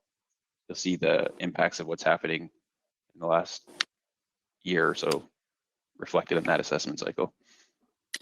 And I'm not sure if anybody knows this, but what impact do you feel that the commercial and industrial base will have with the reassessment? And maybe that's an unfair question. Nobody maybe knows. I think those are the sectors that are classes that we have the least amount of information on. The Chatham-Kent Real Estate Board has provided us some stats on residential, but it covers a period that would cross 2 assessment cycles. So we know that the residential is going up. We also know that farm has continued to appreciate as well. We just don't know to what extent there's more volume, I guess, in the residential sector than there are in the other classes. Okay, great. Thank you very much. Councillor Solomon, followed by Councillor B. McGregor. Thank you, Worship. I was just going to comment that, as Gord said, or maybe it was Matt or both, I can't remember, there were 2 councillors who were here when that decision was made. I'm the other one. And Councillor Foss's memory serves him well.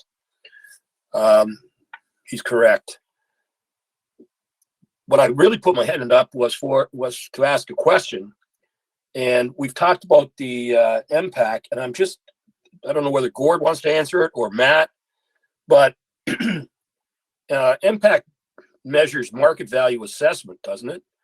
And I'm just having a hard time figuring out how a tax ratio, whether it's farm tax ratio, commercial or industrial, what they have to do.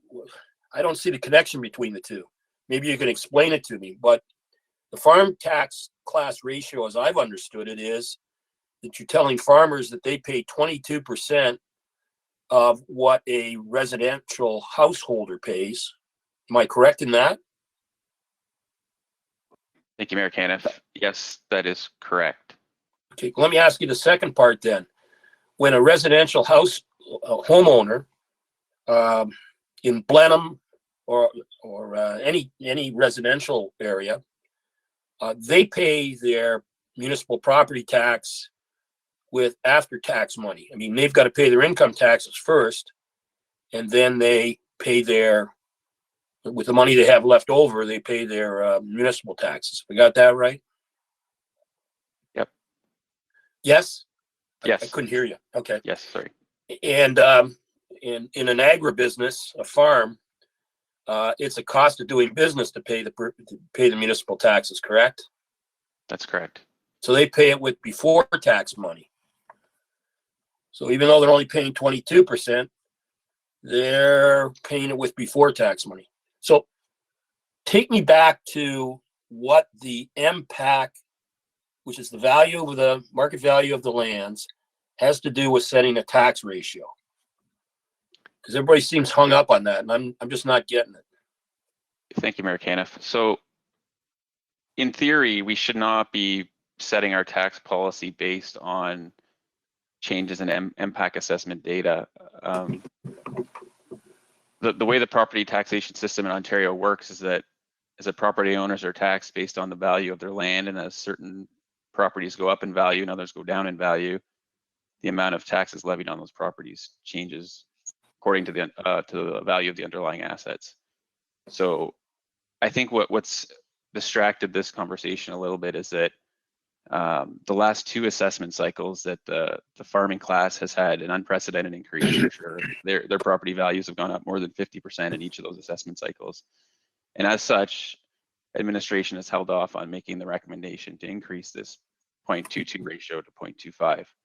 So I think that is how they've sort of become tied together, is that we haven't made recommendations in the past knowing that they've had these significant increases, and we didn't want to sort of double hit them, I guess, in years when they're seeing these significant increases in property values. But you are correct that in general, municipalities should allow the market to determine how the tax shifts between the classes.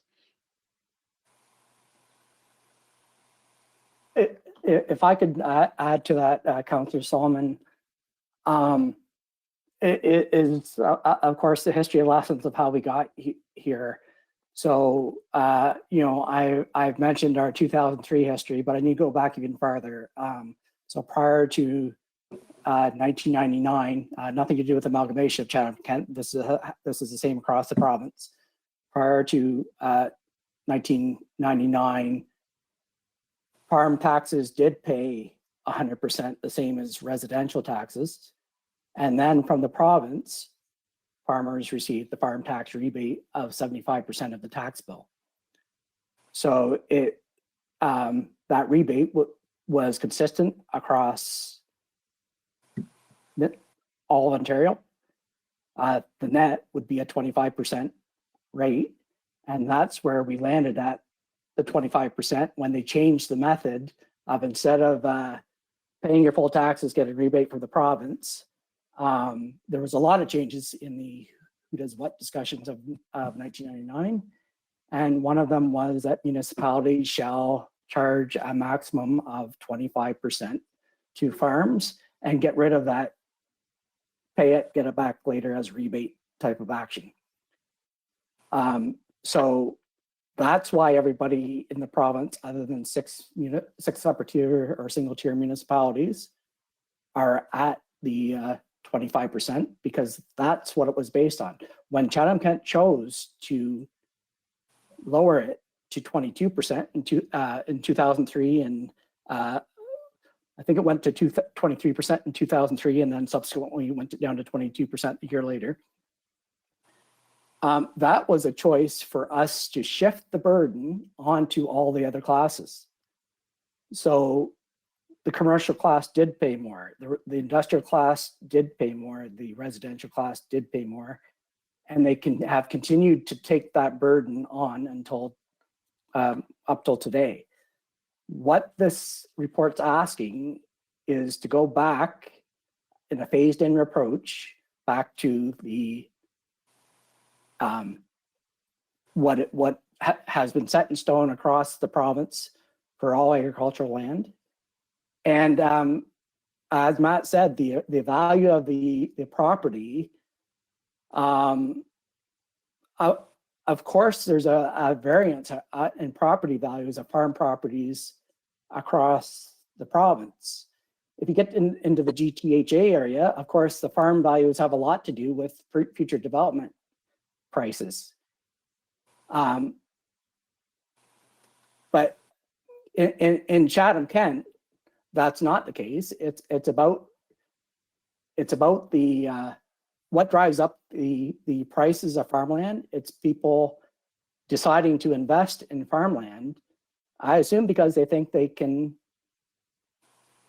be successful at it. And so when what we're really talking about is a piece of farmland that might have been $2,000 to $3,000 an acre in 1998, $5,000 in 2003, $8,000 in 2012 reassessment, really popped up to maybe $15,000 in 2016 reassessment, and might be $18,000 now. But that's a market-driven process. It's the most reliable process we have because the market's driving what people are paying for it. Houses, we do know from 2016, the Chatham-Kent Real Estate Board provided us information on how significantly residences are going up. Now, the next reassessment will likely be based at January 1st, 2019. So I know there's been a lot of increase since then as well. We're basically halfway. At January 1st, 2019, we're only halfway to where prices are today as far as increases. But we think there's a shift coming back. Of course, that's now delayed to 2022. But anyway, I just wanted to this needed the history lesson of how we got here, and I just wanted to add to that to the conversation. Thank you.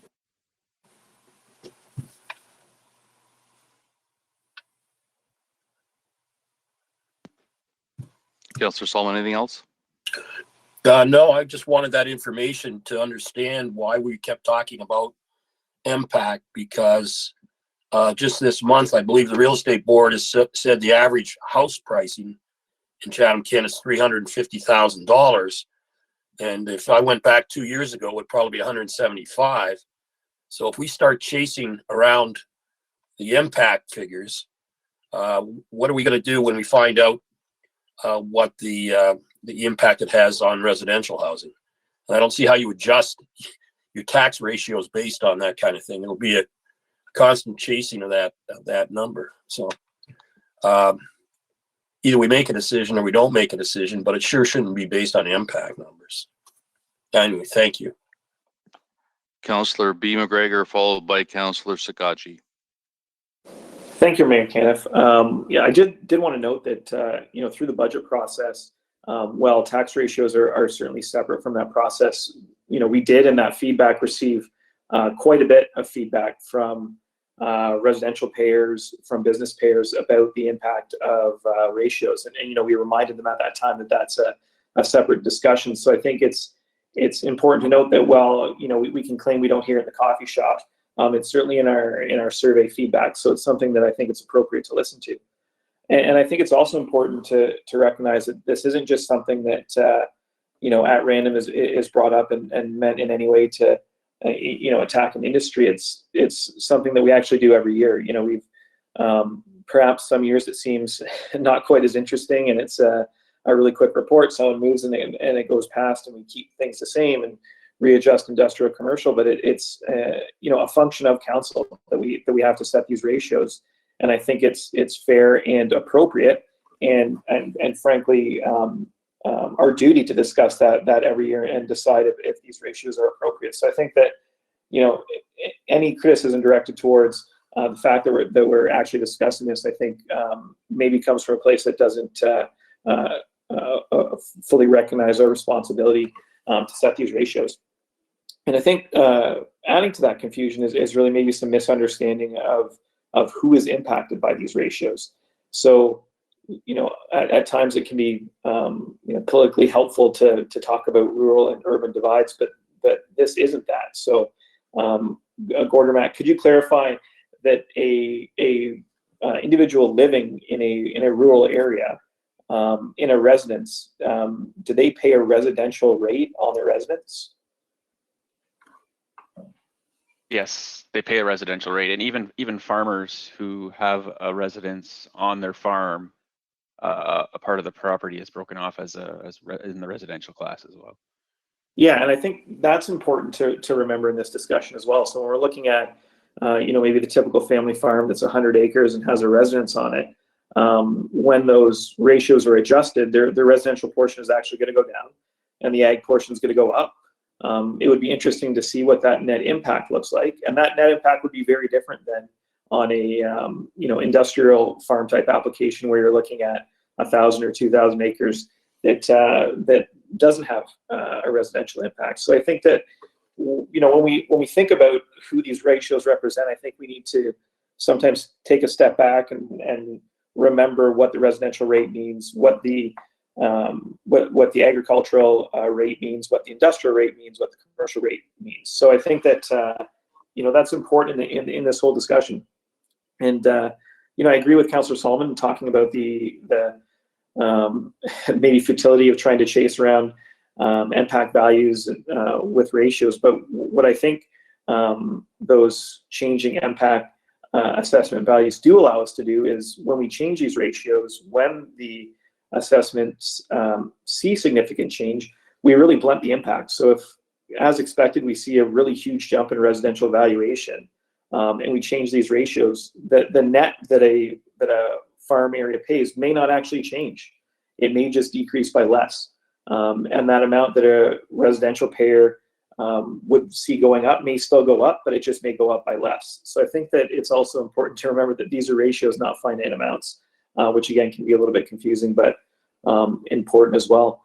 And maybe this is a lot of comments and not too many questions, but one of the last points I wanted to make is that rather than view this as a strategy at looking to recover value from a certain asset class, I think we can look at it over 20 years as an example of good policy. So those many years ago, when one industry was looking at a very significant challenge, the council today made what I think is a good decision, and a decision I would agree with, although I think it would have been like 18 years old, so I wouldn't have been on council. Made a good decision, and that helped an industry. And then while they could have changed that ratio back twice, looking at the impact that would have had with what was very significant assessment growth, the councils of the day decided again not to move it, which I would agree is good policy and something that I would have agreed with if I was here at the time. So I think respecting that, we have to respect that if there was a reason to change it initially, there can also be reasons to change it back. And I think that I definitely take those comments from the KFA and some of the deputations to heart, saying that if they see the impact values, they think that might be important in this discussion. And I do hope that when we do see those values, that the KFA and those that provided those deputations will see the validity in making this change, and if they don't support it now, might support it at that time. That's all my comments. Thank you. Councillor Sakachi, and then the final comments from Councillor C. McGregor. Thank you, Mayor Caniff. Most of my comments have been made in an effort not to be redundant. Councillor Pinsonneau stated some of my questions and concerns, but the reason why I think it would be helpful for myself in regards to the assessment value is that at this point, I really don't know how much the average farm is going to be impacted in regards to, I see the assessment value on 100,000, but I really don't know how much that impact is going to be.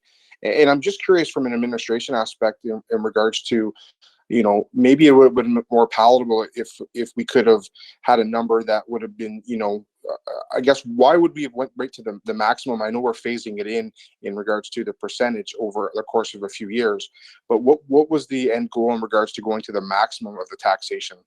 If you don't mind me asking, either Matt or Gord.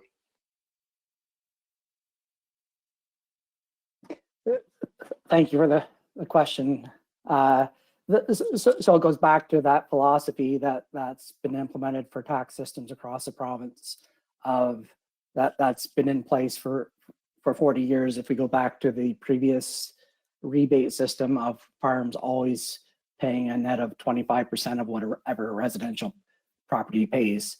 So it's going back to the norm. This is the norm everywhere else. This is where we're going back to. And you know, we did provide the table in page 5 that would give the example of that family farm where per $100,000 of assessment, the farm would be increasing $13 per $100 assessment, but the residents will actually be dropping $7 per 100,000 of assessment. So if we're talking about a family farm, you need to, you know, the actual value, of course, depends on the number of acres of size of the family farm and frankly where it's located inside of Chatham-Kent. We have farmland selling for $35,000 an acre. We have farmland selling for under $10,000 an acre, depending on where you are and the quality of the land. On average, we're somewhere in the 15 to 20 range across the municipality. Thank you, Mr. Quinton. And you know, respecting that, you know, the agricultural sector is a vast, you know, part of our economics here in Chatham-Kent. You know, I think it's important that we consider ourselves a farming community, and you know, maybe utilizing the tax system that we currently have in place may not be beneficial to some, but to our farmers who have, I know that the commodity prices are obviously, you know, you mentioned that they've really increased, but a lot of the expenses have increased as well. In full transparency, I'm not a farmer, but I know several that their operations in regards to, you know, of the amount of money that they have to put out to function has went up increasingly, and especially with COVID in regards to even the help aspect. And at the end of the day, yes, you know, farmers do that for an economic purpose, but you know, without them, there's a lot of things that just don't happen. So at this time, I won't be supporting it, but I do appreciate the fact that you know, the reason why you brought it back. But just at this time, I won't be supporting it, and I do acknowledge the, you know, the kind of the methodology behind it, but just can't support it at this time. Councillor C. McGregor. Thank you. And can you hear me okay? Yes. Okay, thank you. And actually, and for all the reasons that I've heard around the table, and it's been a very good discussion, it's quite evident that we need better understanding, more information, and I'm not sure whether this motion would pass or fail at this point in time. So I actually would like to make a motion right now that the report 19C farm tax ratio be postponed until MPAC representatives can present an up-to-date reassessment to council, and that, well, I have a little bit that I would like to add to that on the end. I have sent it through to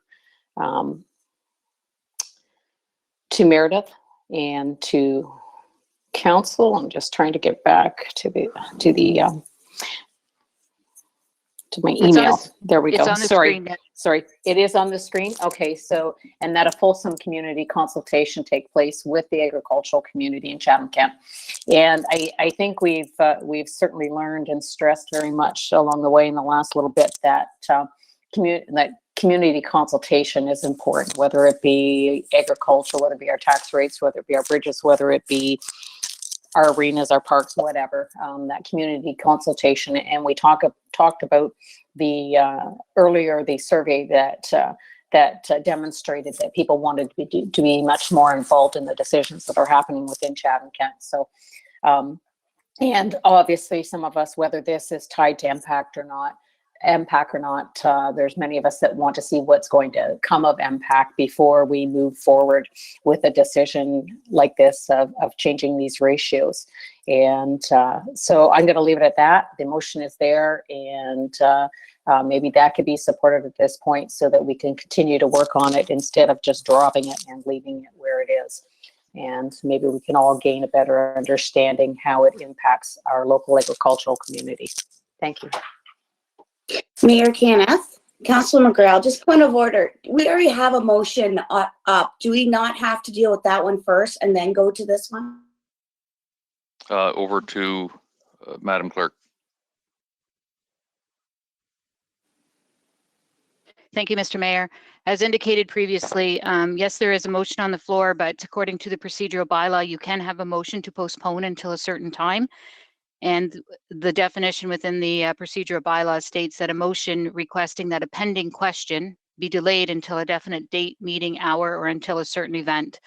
So I did just want to clarify with the motion that is on the floor.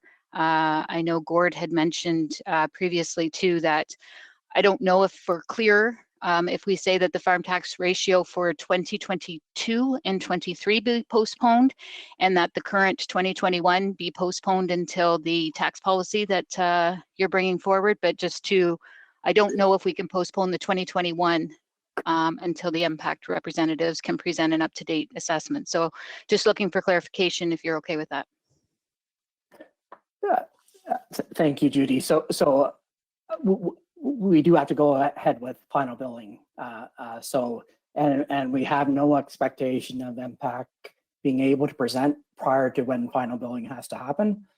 So to me, we automatically for 2021 will stay at the 22%. And then if we had to put a final end date on this, it'll be a meeting in March, at least by March of 2022 that will be coming back, but most likely in the fall of 2021. But effective for the decision made at that meeting would be effective for the 2022 tax year. Thank you for clarifying, Gord. I just wanted to ensure that council knew that for the 2021 year. Thank you. I'm looking for a seconder for this motion. Councillor Harrigan. Yes, I'll second the motion. Okay, I'm looking at any other discussion relating to this motion. Councillor B. McGregor. Yeah, I just had a question, perhaps to Councillor C. McGregor, just regarding the wording. So it says community consultation to take place with the agriculture community, but just respecting that, any change in the rate in one ratio is going to impact all the other ratios. They're very, very much intertwined and related to each other. You can't modify one without it having an impact on the others. I would assume that consultation should be broadly across every sector of the community. So certainly the business community, representing commercial, industrial, and residential payers should be involved in that consultation as well. And if you would like, I'm happy to make or if you want to make it a friendly amendment to remove the word agriculture, I have no problem with that.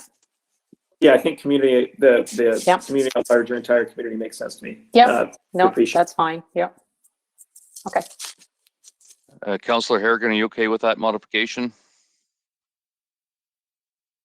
Yes, Mayor Caniff, that's fine with me. Okay, Councillor Pinsino.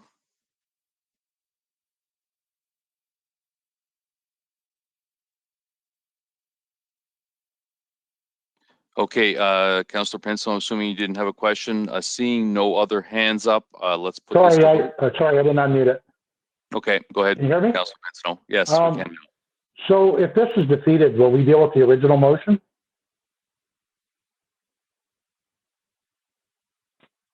Yes, we will.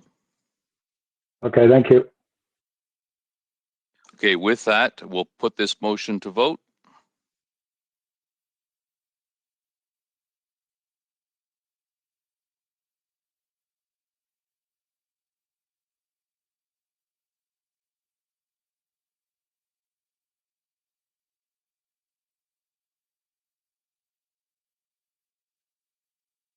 Oh, all votes are in.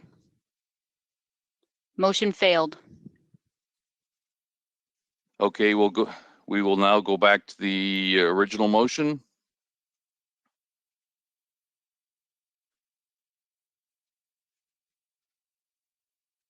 Just waiting for that to come up on the screen, then we'll put it to vote.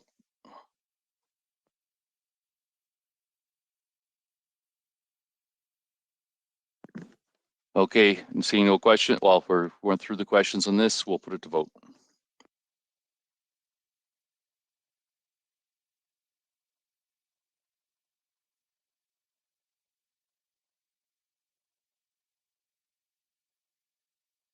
All votes are in. Motion fails. Okay, with that, we'll move on to item 19D. Motion of Councillor Bondi regarding external audit of staffing levels and departmental structures. Councillor Bondi. Thank you, Mayor Caniff.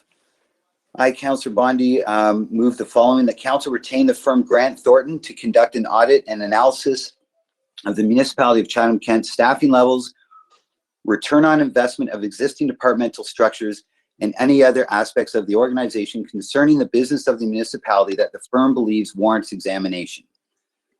This, unlike an internal service review, will be executed by a neutral arm's-length consulting firm. The results of the review will be brought back to Council and the CAO in the form of recommendations upon which Council can choose or not choose to accept and take action. Can I get a seconder for this motion? Councillor Finn. Happy to second. Okay, Councillor Bondi. Thank you, Mayor Caniff. Well, Council, the reason I am moving this forward, this firm, Grant Thornton, was recommended by a number of the business leaders that were part of the COVID task force that you may recall from last summer. They have confidence with this firm, and they have worked with them previously in different, not in municipal analysis, of course, but through their different businesses. And you probably understand who I'm talking about, but in any event, I guess the concern here tonight is that, what I'm asking for would avoid an RFP, which is not necessary. We don't have to do it. Effectively, I just think it's more red tape, and this firm is willing to start the work immediately. They would, therefore, without an RFP, they would be following their own guidelines and not parameters that are set out by staff through an RFP. So there would be no barriers. We would be allowing the firm to make decisions as to where they should be looking, where to not look for efficiency, staffing levels, etc., rather than being constrained by the direction of an RFP, which in many cases I understand is very appropriate when we're looking for the best cost. This is not the case in this motion or in this exercise. And even the RFP only puts 40% of the matrix on cost. So clearly, this is not like buying a pickup truck where, an F-150 is an F-150 and we just take the lowest bid. That's not the case. This firm's experienced in what they're doing. They're familiar with the community. They're committed to doing this as they have experience in other communities. So I hope that not going through the RFP process doesn't hinder Council's appreciation of the idea that, if this is the right firm, if they're ready to go to work, then let's use our power as Council to do this. And the other thing, that this is probably a little sensitive, but I'm not completely comfortable with staff making a recommendation, which is what they would do after the RFP. And that recommendation would be based on 60% of it would be based on a scoring matrix, which is, pretty objective. So what I'm uncomfortable with would be staff making a recommendation to another firm to analyze staff. Well, I don't know. That doesn't sound like it's a very objective or neutral way. I'm sure they're fair, and I'm not suggesting otherwise, but I think in this case, this would be an example, an opportunity where Council makes the decision to hire a firm based on their merits, which I understand Council is not going to be, well, if you did your homework and went to their website, you would understand who these people are and what their experiences are and what they're capable of doing. So I think it's the right thing to do. I think it's a good move. The RFP process isn't necessary. in this instance, often it is, maybe not right now, today, I think that it is not. I think the firm, through the recommendations that I've received, through the conversations I've had with this firm, and through my research on the internet of what they're capable of doing and what they have done, they're the right choice. We can get started. We can show the public that we're serious about this. And I'm sure I'm not alone. I only speak for myself, but I've been hearing for 11 years that we're overstaffed, we're top heavy, we're spending money in the wrong places. So my opinion is, well, let's find out. And we can put a stop to that conversation, hopefully. Well, we won't, we all know that, but we can do the right thing as far as the public's concerned, and we can get to the bottom of this in a very neutral way. It won't be, if we approve this motion, it won't be a recommendation from staff to hire a firm that they're comfortable with. And again, I'm sure that it would be fine and completely legitimate. But for optics, I think this is really a time where council can make the decision single-handedly. And again, they're in line price point, obviously, as we heard through the deputation. So with that, I'll leave it there, and I hope for the support of council. And Judy, if I could get a roll call on this one, I would appreciate it.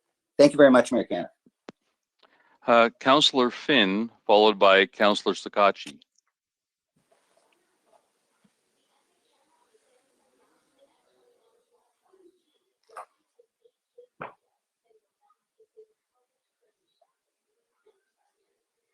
Councillor Finn, are you there?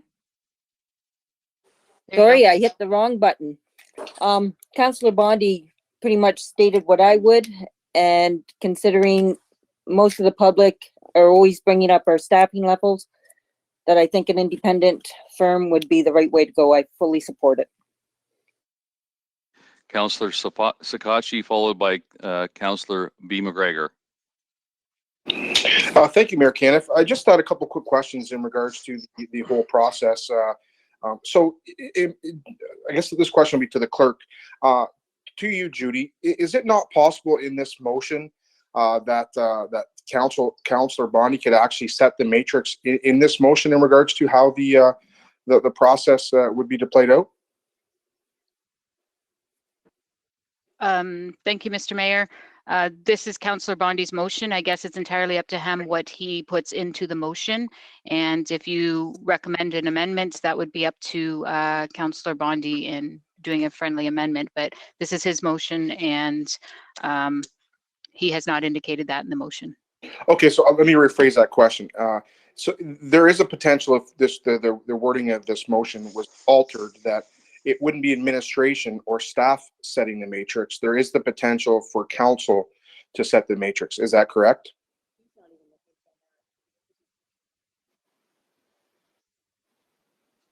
I don't understand that there would be a matrix in this process. He's not asking to go through that process. He's just asking that we hire this company outright, and there would be no matrix in his request at this time. Correct. So that's where my comments are coming from. The part of the statement that Councillor Bondi has indicated in regards to not going through the process is strictly regarding the matrix process in regards to the basically what it would be, who would set it, and in regards to administration selecting who the company would be or recommending who the company would be. I guess my comment is strictly, I completely support the logistics behind Councillor Bondi's motion. I truly do. It's just in regarding to actually, and this is no, this is no disrespect to Grant Thornton or anything like that. It's just that I just have a little bit of difficulty directing a specific company in a motion when there's no cost allocated to it, and we're not giving anybody else the opportunity to set the actual the procurement process. And I guess maybe this question, I'm not sure if Mr. Taylor can answer this. Is this something that is okay to do on the floor, Mr. Taylor? I'm not sure if you're going to answer it. It's a legal question, but naming a company, I'm just unsure of what this difference between building a garage because we know they do good work, or naming a company to do staffing, dive. Gord, do you have some comments? Yes, thank you, Mayor Caniff. I actually have several comments related to this notice of motion. Mayor Caniff, would it be appropriate that I not only answer what Councillor Sakachi has just asked, but perhaps address all the issues that administration Yes, has with this? it's appropriate because council to make the proper decision. We need to know all everything that we can. So please go ahead. Thank you, Mayor Caniff. So first, I want to thank Councillor Bondi for bringing this notice forward. As I'm glad to see a support for a third-party independent review of Chatham-Kent's expenditures, efficiencies, and staffing levels. Chatham-Kent has matured over its life and is now in the position to welcome such a review. And like Councillor Bondi just said, let's find out. So we're in agreement there. However, there are several issues with the notice of motion that I'd like to detail to council. First and most importantly, council authorized administration to proceed with a third-party independent service review at our March 1st council meeting. And I discussed this with council during the budget meeting of February 3rd, and told council this was coming to our next council meeting, which in fact did happen on March the 1st. So you've already approved this at the last meeting. RFP 21-185 Core Service-Based Budget Efficiency Review was then issued on March 11th. As of tonight, there are already 14 plan takers, including Grant Thornton, which is, as Councillor Bondi said, is an excellent firm, and they're one of the 14 plan takers of the RFP, and we would welcome them as in submitting a bid and us reviewing that bid. The RFP closes on March 31st, 2021. A review committee meeting is already scheduled for April 7th. A report to council awarding the contract will be authored by the April 13th clerk office deadline, and the report will be on the April 28th council agenda for your consideration. Once approved, the work would start immediately early May, with the interim report coming to council in September and a final report in November, prior to next year's budget process. Also, I'd like to remind council that administration has applied for a provincial municipal modernization grant before the March 15th deadline. We are hopeful we will know by that April 28th council meeting whether the grant was approved. If the grant was not approved, council will still have the option to fully fund the RFP service review, as we've already discussed at the March 1st meeting. This is important. The provincial grant will not fund the review that's in the notice of motion because it wasn't a competitive process. That's required in the grant guidelines. The notice of motion briefly states that we do a service review and that we hire Grant Thornton. There are no stipulations on pricing or timing.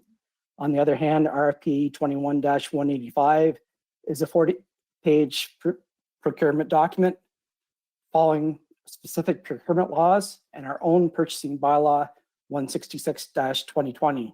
The bylaw protects council in respect to requiring a competitive process and fairness to all qualified candidates. As council has already authorized RFP to be issued, if council were to approve the notice of motion tonight, we could in fact have 2 identical service reviews ongoing. In fact, if Grant Thornton does submit a bid on RFP 21-185 and has scored the highest out at the review, it's conceivable that council would have awarded 2 identical reports from the same consultant, one of which has defined deliverables, timing, and cost, and the second that would not. In addition, there would be significant staff cost of time in completing the 2 separate reviews. And also, I'd like to point out that no funding sources have been identified in the notice of motion. So, I'd like council to know that I personally called Councillor Bondi after the notice of motion was submitted on March 1st to explain that there was no deliverables in the notice of motion and above what we've already issued in the RFP, and that his notice of motion was no longer necessary and could be pulled if he wished. Councillor Bondi acknowledged that at the March 1st meeting that the efficiency review report was already on the council agenda and been posted publicly since February 25th, and Councillor Bondi responded that he knew it was repetitive and would not be pulling the notice of motion. Councillor Bondi did suggest that I speak to a local business person, Bill Laux, who is a retired accountant that is familiar with such reports. Councillor Bondi referred to him in his opening remarks. I did call Mr. Laux, as I had already talked to him about the benefits of doing an efficiency review as part of the Chatham-Kent Economic Recovery Task Force conversations last summer. Mr. Laux has confirmed that the RFP 21-185 is exactly what the committee members of the task force were looking for to illustrate whether Chatham-Kent is efficiently run or whether improvements could be made. In our conversation, Mr. Laux actually offered to be on the RFP review committee to act as an outside reserver of staff and to participate in the scoring of the proposals. And we have accepted that offer, and Mr. Laux will be a participant at our April 7th review meeting, along with Bruce McAllister, GM of Community Development Services, Steve Brown, Director of Budget and Performance Service, and myself. Also, I want to thank Grant Thornton for their deputation tonight, but just a caution with deputations, it's quite unique for council to receive a deputation from a consultant prior to a council actually making a decision to go forward with a project. So we normally don't hear about from all our contractors that may want to bid on an upcoming project that we may do. So in summary, the intent of the notice of motion has already been addressed by council. If this notice of motion is approved by council, the direction would be to proceed with a duplicate report with unknown cost, unspecified deliverables, and unknown timing, and be in conflict with Chatham-Kent's own purchasing bylaws, and would also need a motion to bypass that bylaw. Thanks. Councillor B. McGregor, followed by Councillor White. Oh, sorry. Can I respond, Mayor Kenneth? Because that was kind of directed towards me. Yes, given Councillor Bond, well, I'll let Councillor Sakachi finish his questions, and then I'll go to you, Councillor Bondi, then I'll continue on with Councillor McGregor, B. McGregor. Thank you, Mayor Kenneth. My comments are going to be relatively short. So, Gord, you give a very detailed response there, Mr. Quinton. So, just in a one-word answer, if this motion on the floor fails right now, you're basically telling council and the public that the motion and the wheels are already in process for this review to take place. Yes, council already approved it last week. Last council meeting on March the 1st. Correct. Yes, and I just wanted to my last comments was I completely support the initiative that Councillor Bondi is coming from. I truly do. I think that this review, as it's coming and it's already approved, is a benefit to the municipality and to the whole corporation. It's just how it's wrote right now. Unfortunately, I just can't support it. But I completely understand where Councillor Bondi is coming from, and I think that this is beneficial. But just can't support it as it's wrote. But as you indicated, the process is already going to transpire. Okay, Councillor Bondi, you can respond, and then I'll go to Councillor B. McGregor. Great, thank you, Mayor Kenneth. Because I write these motions myself, I guess that gets me in all this trouble, because similarly to another motion I had written regarding an infrastructure project, I didn't have all the details in the motion the way it's written. But I think that I could assume that things that I'm missing in the motion are effectively common sense and don't have to be written into a motion, as in, would we do the right thing and would we do a good job at putting in roads and sewers? Without putting it in the motion, I'm also probably not detailing what size of gravel to use at the same time. So I just assume those things are done. Now back to, just to respond to Gord, Mr. Quinton, I think you're maybe missing the point. Again, back to common sense, I don't think that we would do 2 reviews if my motion was passed. Obviously, that's only common sense. If this motion passed, the RFP would either be canceled, or you would come back with a recommendation that would be, that you would recommend that council not approve. We wouldn't do it twice. I hope. Like, we've got to be smarter than that. So that, to me, you know, again, the point's pretty clear in the motion. I'm not a lawyer. I don't write these things for a living, obviously, and it's not my full-time job to, you know, review them. But the point is that council would pick the firm. And as far as deliverables and timing, well, I have faith in this firm. I have faith in any firm that they're going to deliver what we're looking for in a timely manner. I certainly wouldn't expect that Grant Thornton or KPMG, or you pick any one of your 40 advocates, are going to take forever and overcharge. It's like, you know, again, I don't put this stuff in these motions, but I assume, you know, common sense works on these things. So the point, council, I didn't expect this to go over well with administration, and you've done a very good job of beating me up here. So thank you very much, Courts. I'm glad I stayed up for it. But I know, I'm just kidding. A little sarcasm. Again, let's not get too serious about it. You're smiling, so that's good.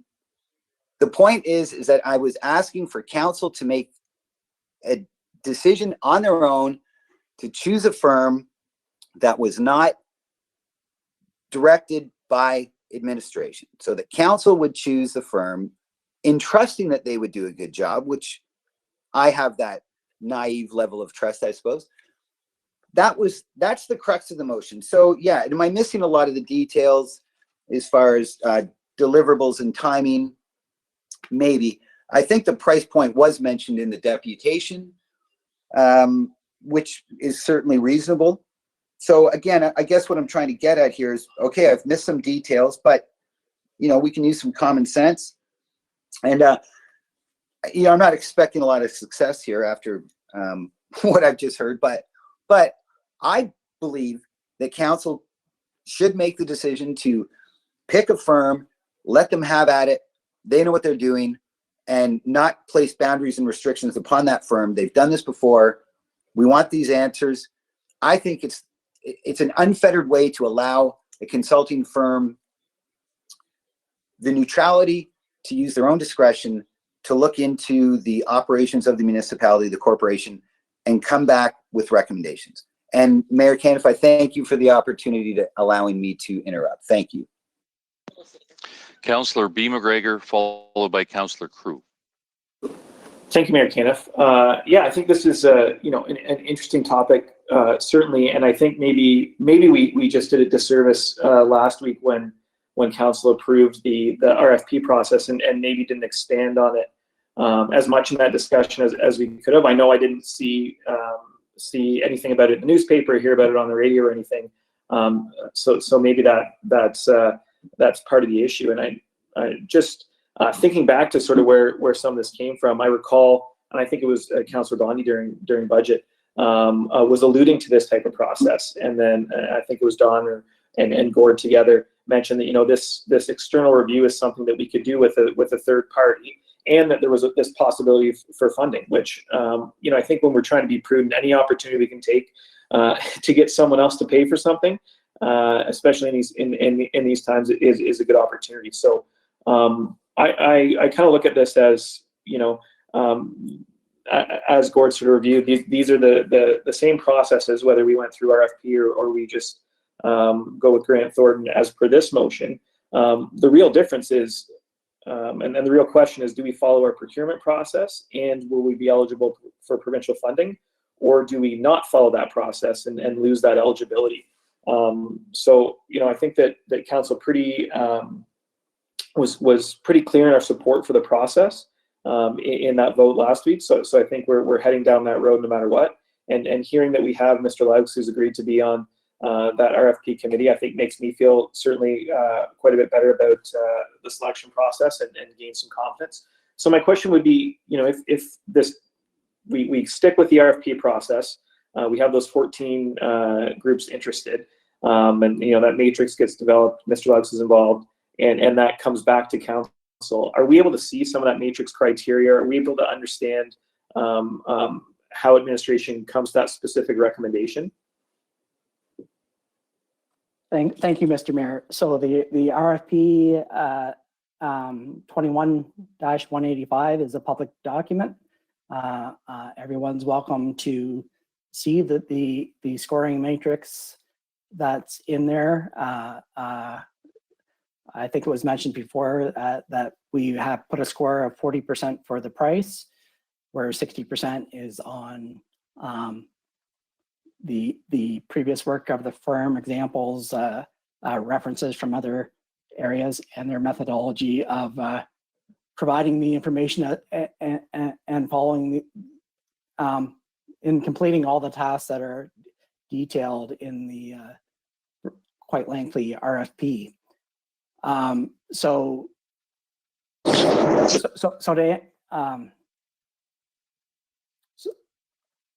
Sorry, Councillor Bond, Councillor Brock McGregor, I forget, I've lost the rest of your question.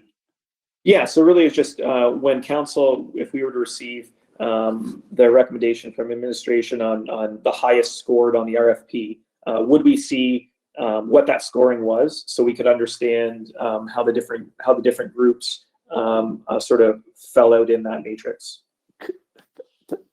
Thank you again for the reminder. So yes, council often sees other consultants, particularly in engineering, often where we do use the 2-envelope system, so we won't know the prices while we're scoring the proposals, and then we will open the price envelopes of the bidders who meet a minimum score on the evaluation. So, it is likely, we have 14 plan takers at this time, Grant Thornton being one of them. We don't know how many of those companies are going to actually submit a bid, but if they all are compliant bids and meet the minimum scoring, we then will open the price envelopes, add the scores together, and then we provide a chart as you often see in the engineering reports, where it gives the scoring of each firm. So you will get that ranking of all the firms and our recommendation to proceed with the highest ranked firm. Thank you. Yeah, and that's helpful. I think that when we think of walking through these processes, that transparency is important. So I'm glad to hear there's been so much interest in that RFP to date, and I do think that I certainly respect how this process has been built, and the discussion we had during budget, and how we're moving down this road. And my hesitancy is in pre-selecting the organization that would do this. Might disqualify a good local company that could be looking at the RFP. And hearing that Mr. Laux is going to be involved, I think we have some confidence that this is going to be a good, transparent process, and that we can do it, possibly accessing some provincial funding and saving the taxpayers some money while going through this external review that we've been talking about now for quite some time. So appreciate the thoughts. Thank you. Councillor Crew, followed by Councillor Kirkwood White. Thank you, Mr. Mayor. I think most of my comments have been made, but by not following our purchasing policy, Gord, if you could answer this, what is the impact of that down the road? Or maybe that's a Dave Taylor question, I don't know.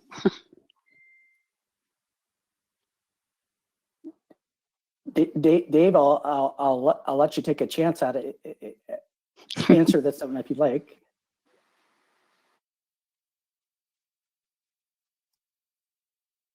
Thank you, Mr. Mayor. Happy to provide a little bit of comment on it.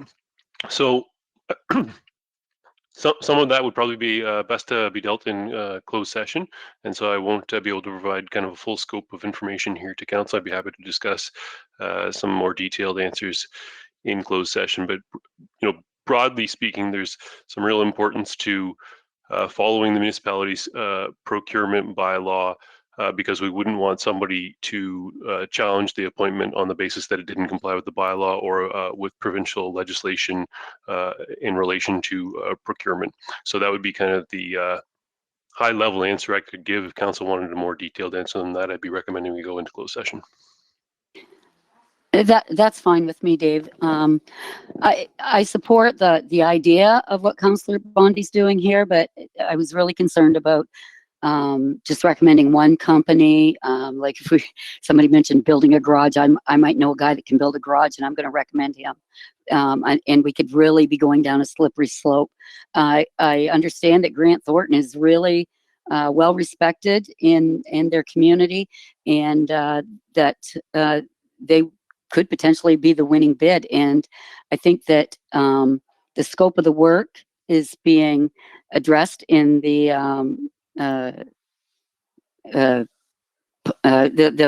document that we approved a couple weeks ago. And I think that we need to have a fair and inclusive bidding process. We need to remain competitive and open for business and be fair. I'm only not going to support Councillor Bondi's motion because that's already in the works. I just don't believe in just handpicking anyone to do our work without background and going through this fair process, because we want to make sure that our local people are treated fairly when they go to other communities to bid on work as well. And I think that it's time, we all know it's time to look at things through a microscope and see, just take a really deep down look from a third party. So I totally agree with what Councillor Bondi's looking for, but I can't support his motion tonight, but I think it's already being done. Thank you. Mr. Shropshire, followed by Councillor Kirkwood-White.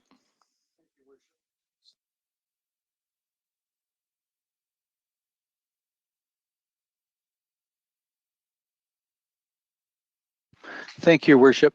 Administration 100% supports the external review. That's where we came from with the March the 1st motion. And we were also in touch with members of our Economic Recovery Task Force when they brought this idea forward. We're fully supportive. We also recognize that Grant Thornton is a great company, but we've got 14 bids, and those are all from firms that have expertise and experience in the area. This is an activity that's been going throughout the municipal sector over the last 2 years, and the provincial government is offering support for it. But as Gord suggested, we have to be competitive. But in answer directly to Councillor Cruz's question, the two biggest things we could lose is if you have 14 bidders and they see us sole selecting or sole sourcing a bidder, there's a likelihood they may not want to choose to bid in the future because it looks like a wasted effort. They're looking for a competitive process.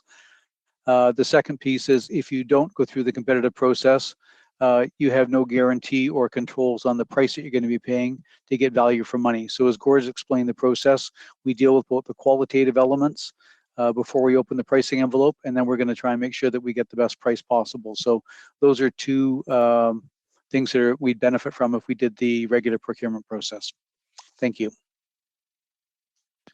Councillor Kirkwood-White.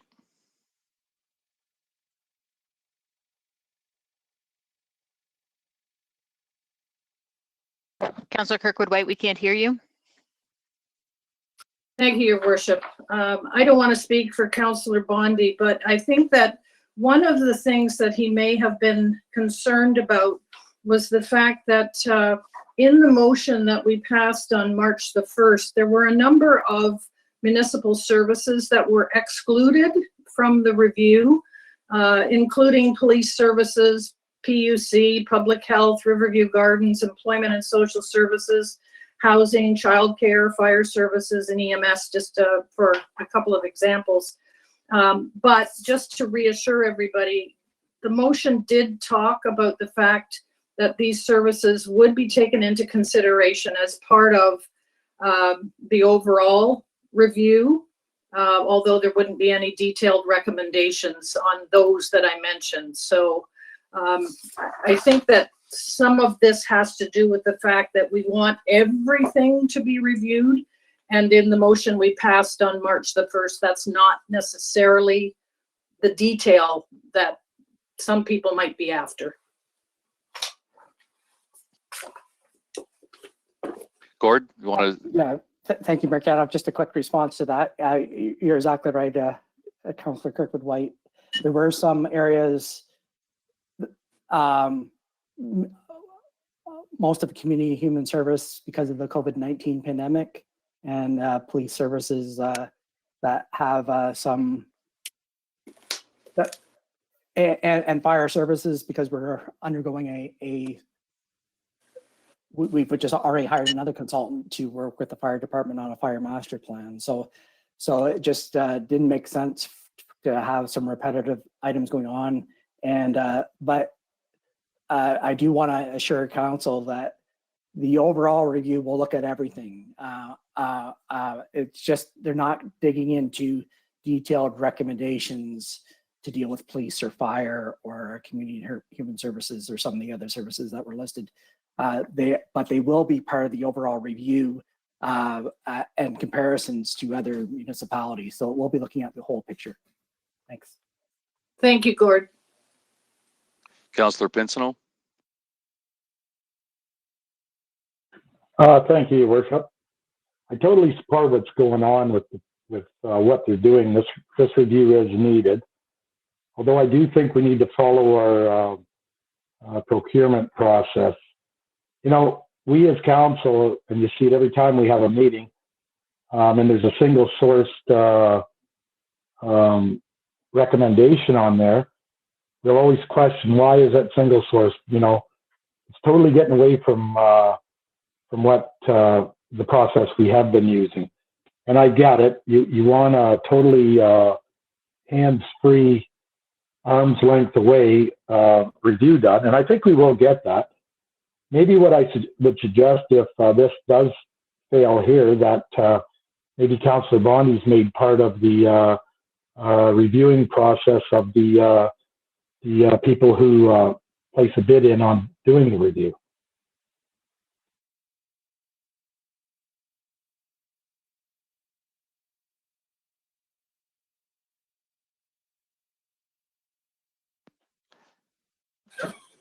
I'm waiting. Yeah, the Gord, what is the precedent for that? Because the people sitting on the committee should have some, like Mr. Lauk sitting there, he's got an expertise in that field, and that's something that he brings to the table.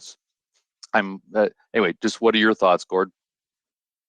At the will of council, if council, at times there's been consultants in the past that have reported to committees of council.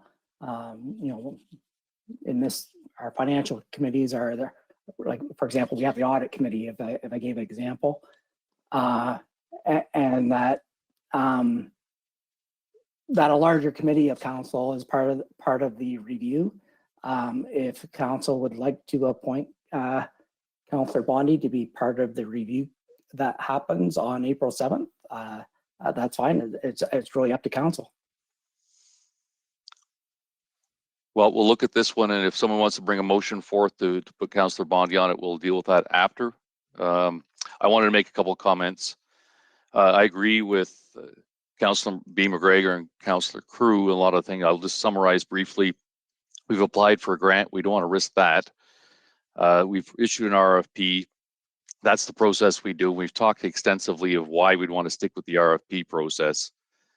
Mr. Lauk's joining the committee. That's great news there. But the key piece that has been mentioned is those 14 companies that we've hired or we're looking at hiring, each and every one of them base their entire practice on professional standards, of which one of the key ones is independence. So I, for one, am not concerned with, as long as they meet their qualifications, they are all coming with an independent attitude. If they don't, they're in professional violation. So this is the same with when we hire our auditors. They are all very much tied to independence. And so this process, I'm quite comfortable we're going to find a very good company through the RFP process. We all want to see an efficiently run municipality. I think every councillor putting up their hand. I shouldn't speak for them all, but we all want to see it efficiently run. This is a process that's been going ahead for the last little while. So I won't be supporting it because I want to see this RFP process. I want to see the best firm as part of this. And I trust that we're going to get a wholesome report and be able to determine what efficiencies we can gain from taking the recommendations. Seeing no other questions, we'll put this to vote. Okay, we got the clerk will be doing roll call. Okay, thank you. So I will start, we'll go alphabetically. Councillor Oche, No. Councillor Bondi, Yes. Councillor Sakachi, No. Councillor Crew, No. Councillor Foss, No. Councillor Finn, Yes. Councillor Hall, No. Councillor Harrigan, No. Councillor Kirkwood White, No. Councillor Latimer.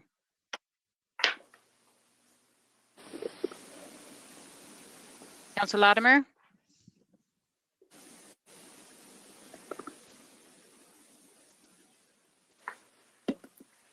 we're trying to unmute you, Councillor Latimer. Okay, Councillor Latimer.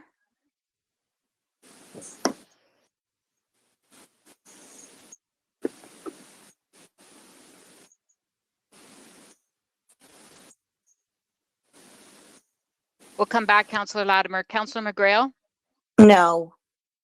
Councillor B. McGregor, No. Councillor C. McGregor, No. Councillor Pinsino, No. Councillor Solomon, No. Councillor Thompson, No. Councillor Wright, No. Mayor Caniff, No. and Councillor Latimer.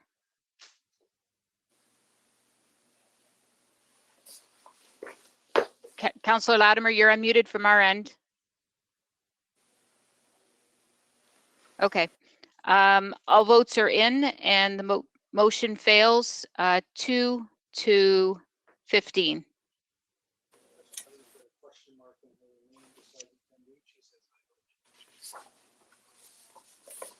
Just to clarify, everyone, Councillor Latimer has sent a message through our program here. It says I vote no, and so we will record that in the minutes. Thank you, Councillor Latimer. So that is a motion fails 2 to 16. Thank you. With that, we'll move to item 20, infrastructure and engineering services. Revisions to the special events manual and municipal alcohol policy. Councillor Latimer and Councillor Kirkwood White, can I get you to put this on the floor, please? She wants to move it. I'll second it.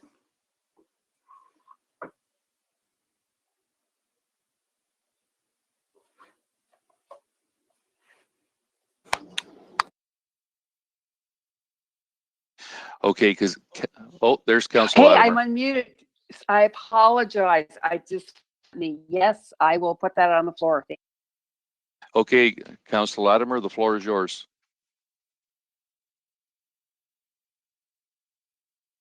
Thank you, the mayor. I actually wanted to applaud Genevieve and Mr. Bray and team for the fact that the new special events application form has consolidated 12 former applications into one 4-page application, and certainly appreciate that there's a single point contact access for event organizers to consult, and also appreciate that there are individual coaching and community education sessions provided.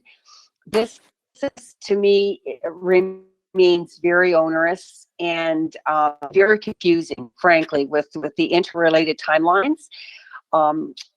But Genevieve has clarified for me that the online application is a fillable PDF and I can only hope that with our anticipated IT modernization and customer service review, that this will assist in further streamlining this special event application process going forward, because I know there are a number of community individuals in the community and or community organizations that do feel that this process is unduly, is very unruly and overly, it's taxing, and it's angst, providing when you're trying to get things lined up in time to have your event occur. So not so much this year with regard to COVID and larger functions and even smaller functions being put on the shelf. I think this gives us time to look at this process and hone it further. So those are my comments, and in the respect to time, I guess I'll ask Genevieve to comment, because they certainly did do a good job in consolidating and improving this process thus far.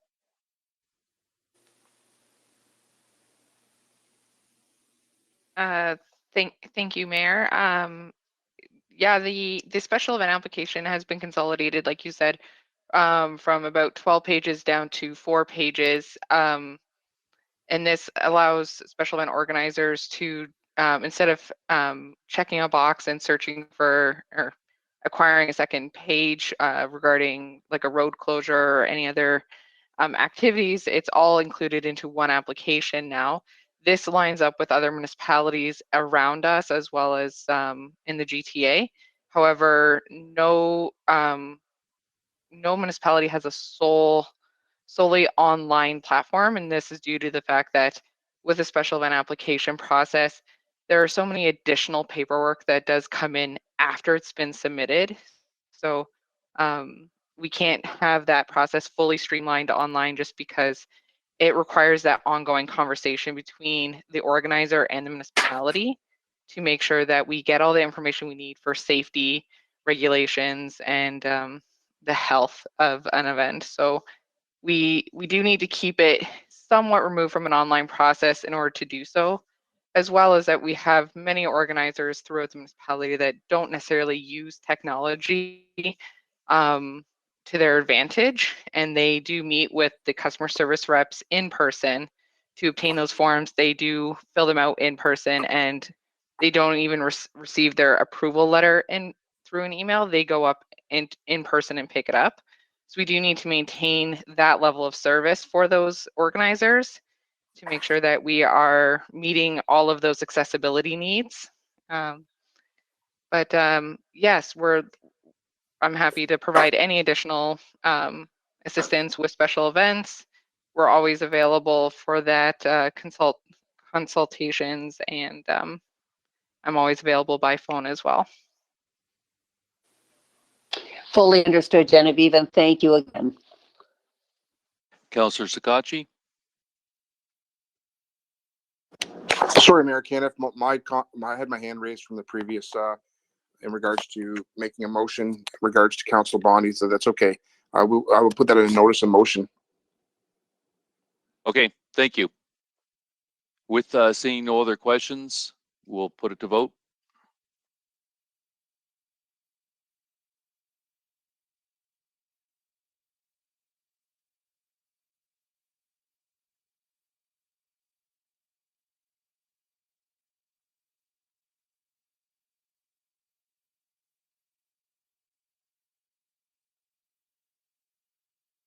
One more, Council.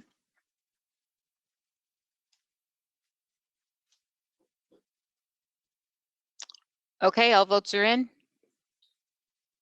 Motion passes. Next item is 20E, motion of Councillor Kirkwood White regarding McDougall Line Bridge. Before we start, Mayor Caniff, if I could just explain the procedure for this particular motion. As Council is aware, on September 9th, 2019, Council passed a motion that administration move forward to replace the McDougall Line Bridge over Government Drain Number 1. On that day, Councillor Kirkwood White voted in favor of that motion. On December 9th, 2019, there was a motion for the RFP that recommended the consultant to work on it. Therefore, moving forward for a motion to reconsider, The motion is asking to divest the bridge, and because Councillor Kirkwood-White voted in favor to move ahead with the bridge on September 19th or September 9th, 2019, she is able to put this motion forward. Before we go into any discussion, however, it is noted that it requires a 2/3 vote for a motion to reconsider, and therefore we'll be putting that on the floor now. And there will be no comments with regards to the McDougall Line Bridge at this time. And Mayor Caniff, I pass it over to you, and we require a 2/3 vote, which is 12 votes. Thank you. I just wanted to further emphasize what the clerk just said, is that we will be entertaining questions regarding the discussing of it only, or whether we want to open it up for discussion. I will be cutting anyone off that starts getting in the merits of either for or against it. We just want to be able, this is the vote to say, do we want to bring it back and discuss it? Thank you. Councillor Kirkwood-White. Thank you, Your Worship. I think that the motion that I presented 3 weeks ago on March the 1st speaks for itself. There are a number of whereases in that report that I hope that my fellow council members have taken to heart. Councillor Kirkwood-White, sorry. If you could just read the motion that's on the floor at this point to see if we want to bring the motion back on the floor, and then we'll allow you to present your vote if we end up getting 12 votes. Yes. So if you, Councillor Kirkwood-White, if you could move this motion. So moved. Do I have a seconder?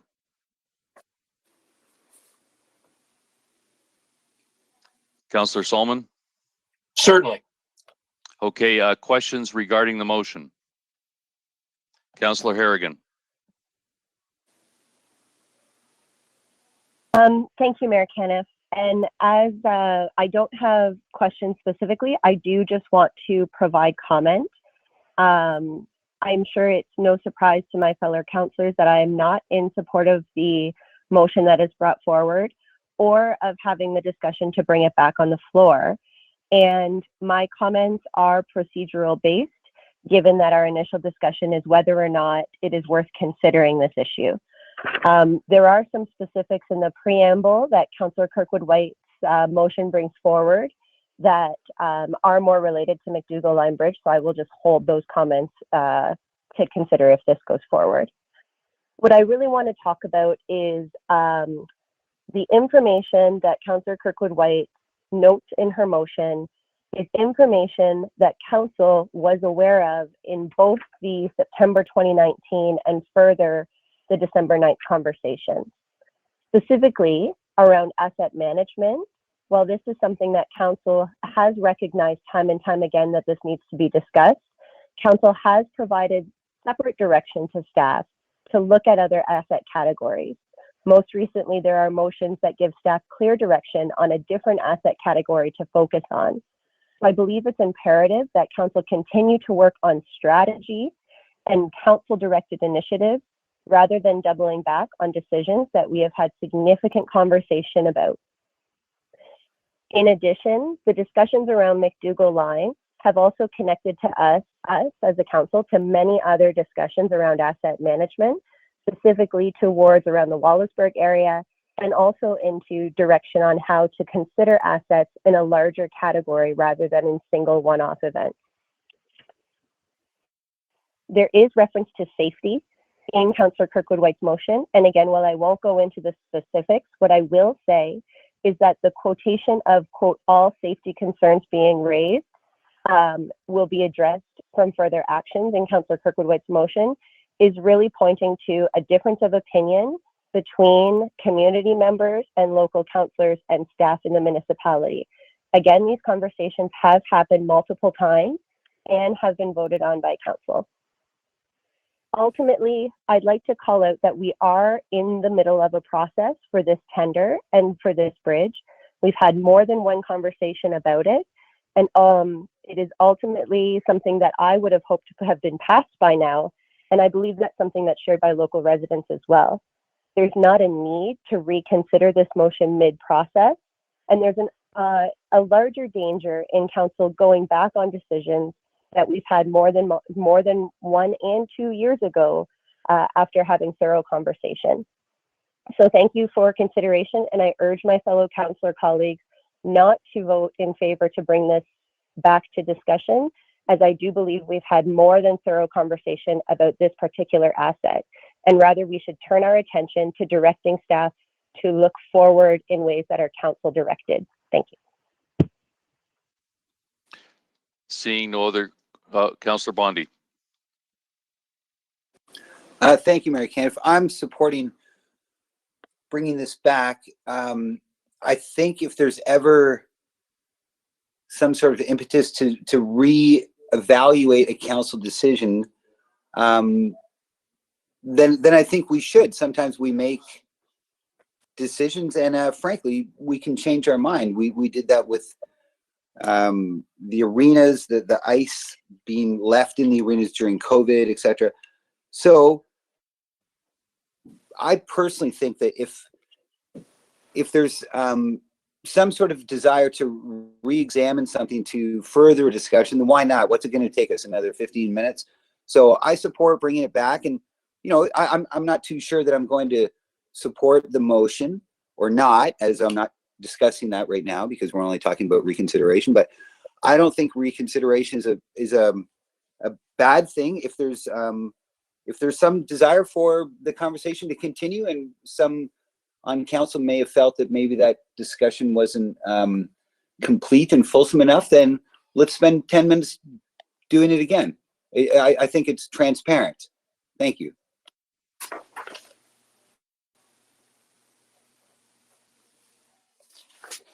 Councillor Oche. Thank you, Your Worship. Just one comment from Councillor Bondi's. I agree that we should be able to reconsider things. I just don't know how many times we should be able to reconsider things. We've already voted on this twice, and we voted the same way both times, so I'm not sure why a third time. Like, how many times are we going to do this? I'm really surprised that it hasn't gone out for bid already, and I'm not sure why that is either, but I would like an answer to that at some point. Thank you. The clerk would like to make a comment. Thank you. Just to clarify, Councillor Oche, what I was trying to say at the beginning is this has gone to council on September 9th, and you voted to replace the McDougall Line Bridge. The second vote wasn't with regards to the McDougall Line Bridge. It was just to pass the RFP. So that was a different motion. So this one that we're voting on tonight is the first reconsideration to that one. Thank you. Okay, seeing no other questions, we'll put it to vote. We have a recorded vote, please.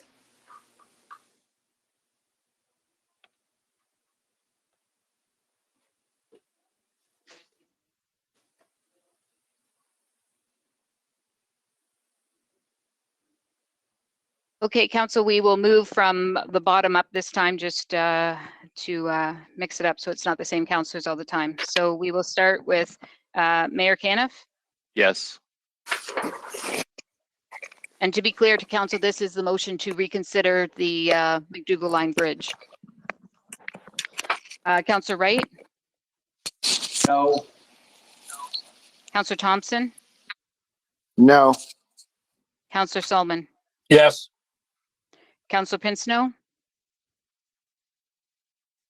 No. Councillor Carmen McGregor? No. Councillor Brock McGregor? Yes. Councillor McGrail? No. Councillor Latimer? No. Councillor Kirkwood White? Yes. Councillor Harrigan? No. Councillor Hall? No. Councillor Finn? No. Councillor Foss?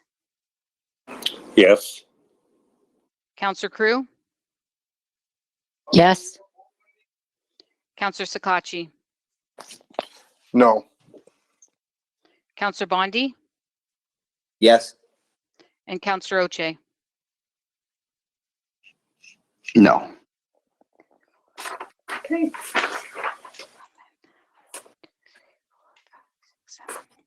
Therefore, the vote was 11-7. We did not receive a 2/3 vote, and therefore we will move on to the next item on the agenda.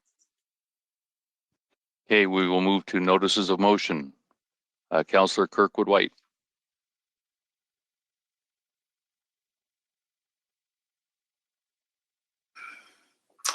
Thank you, Your Worship. Just have to find it here.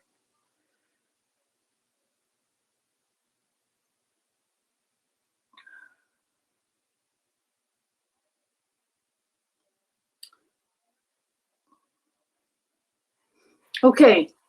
I, Councillor Karen Kirkwood-White, hereby provide notice that I will bring forward the following motion at the April 12th, 2021 council meeting for discussion and voting. Whereas a healthy professional news media is essential for the proper functioning of civil society and democracy at the local, regional, federal, and international levels, and whereas residents of 190 Canadian communities lost 250 established news outlets because of closings or mergers between 2008 and 2018, and whereas the federal government allocated nearly $600 million in aid for Canadian media over 5 years in its 2019 budget, including a 25% tax credit for newsroom salaries, a 15% tax credit for digital media subscribers, and charitable tax status for nonprofit news outlets.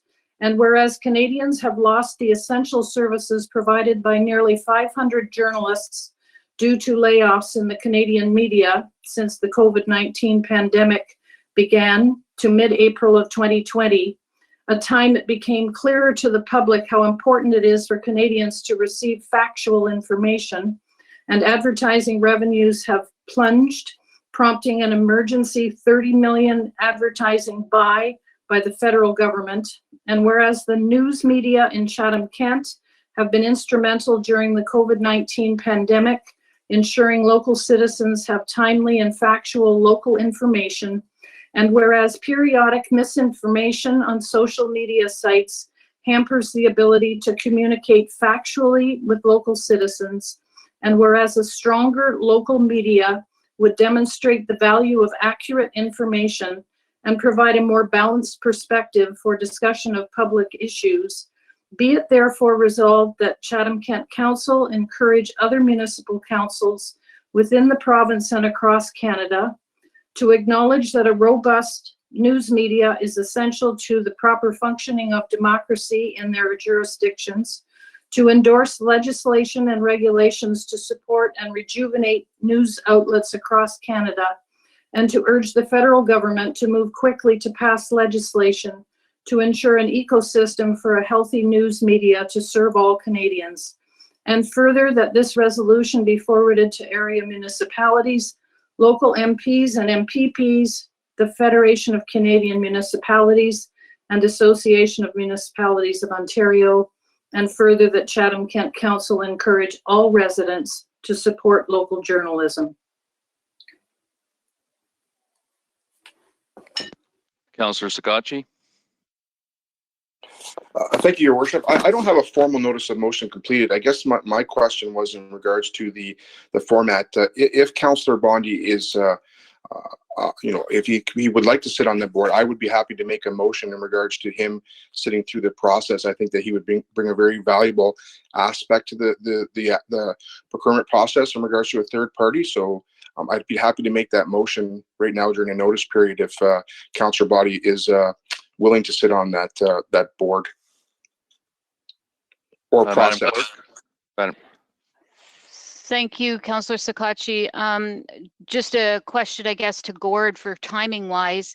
If this doesn't come back until the next meeting of council, I think you have already planned to have that on the April 26th council meeting. Because this report was already on the agenda, I'm not opposed to accepting the motion now and putting it to vote if that, Gord, if the timing doesn't suit you.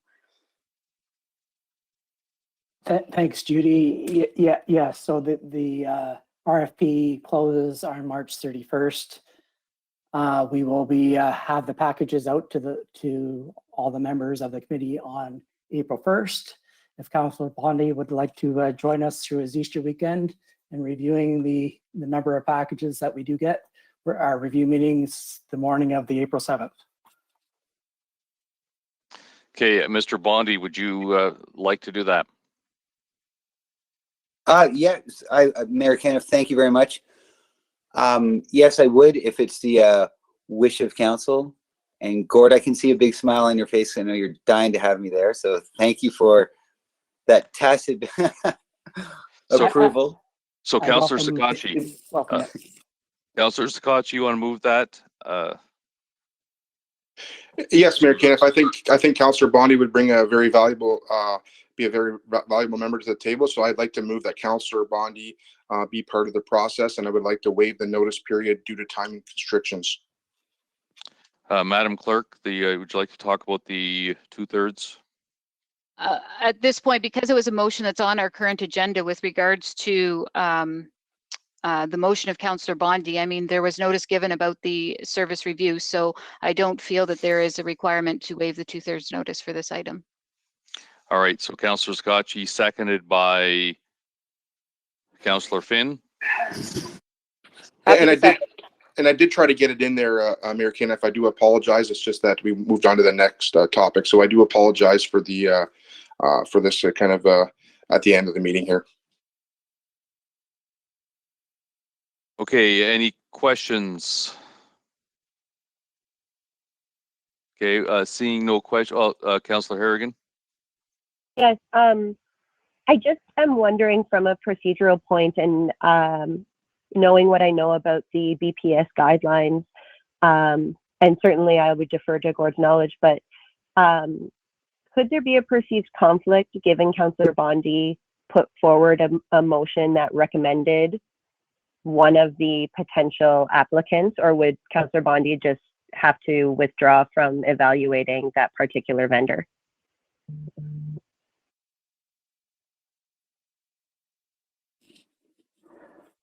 Thank you, Mayor Kenneth. I may have to ask Dave to help me with that too, as far as that. I know Councillor Bondi was had a firm in mind that was part of his notice of motion, but I assume Councillor Bondi can be impartial to that. I do want to remind everyone that no one sees the prices when they're doing the evaluation. So it's basically a matrix where we're scoring on the various parts of the RFP, and there's going to be now, if this passes, there'll be 5 of us on that committee. So to sort of, when we come together with our scores, to verify that they sort of are all in line. Dave? Thank you, Mayor Hope and Councillor, for the question. Yeah, I agree with what Gord was saying there. There's, I don't see, although certainly I can see where you're coming from, Councillor, in terms of bringing forward a recommendation for one company. Another company might wonder about that, but I don't believe that actually would meet any sort of conflict type issue that would prevent Councillor Bondi from being involved with this. We have a very detailed scoring process that's going to happen on all of this, and I'm confident that the documentation will be there in the background to show exactly why whoever ends up being the selected vendor was selected. Okay, great, thank you. I would just hate for Councillor Bondi to have to spend all that time and then have something be contested and delay the process. So thank you. Councillor Bondi. Thank you, Mary Kenneth. Obviously, I'll declare a conflict on this, and I can assure council that I would be impartial if council was kind enough to select me for this committee. My motion was not necessarily Grant Thornton, it was council picking a firm. So I assure everybody that I would be impartial. Thank you.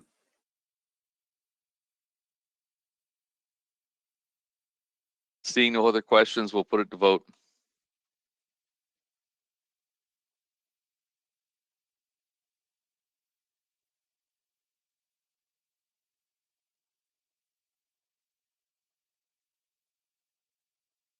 All votes are in. Motion passes.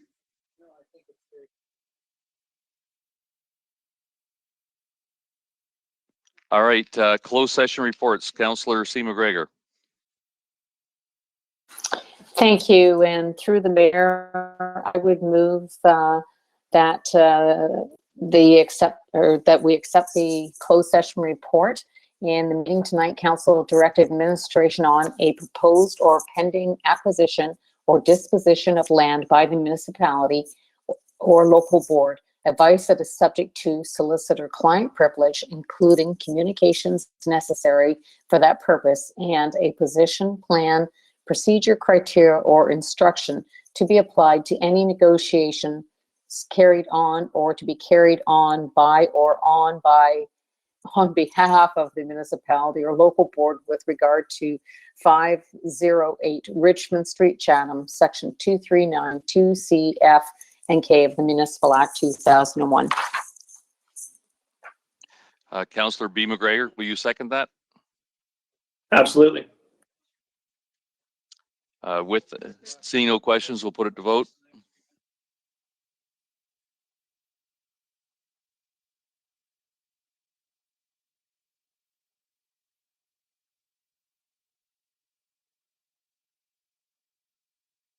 All votes are in. Motion passes. Approval of communication items. Councillor Hall and Councillor Crew, can I get you to move those? So moved, Mayor Cannon. Seconded. Anyone opposed? Hearing none, motion carries. First and second reading, Councillor Solomon and Councillor Pinsino. Moved. Seconded. Anyone opposed? Motion carried. Third reading, Councillor Foss, Councillor Wright. I so move.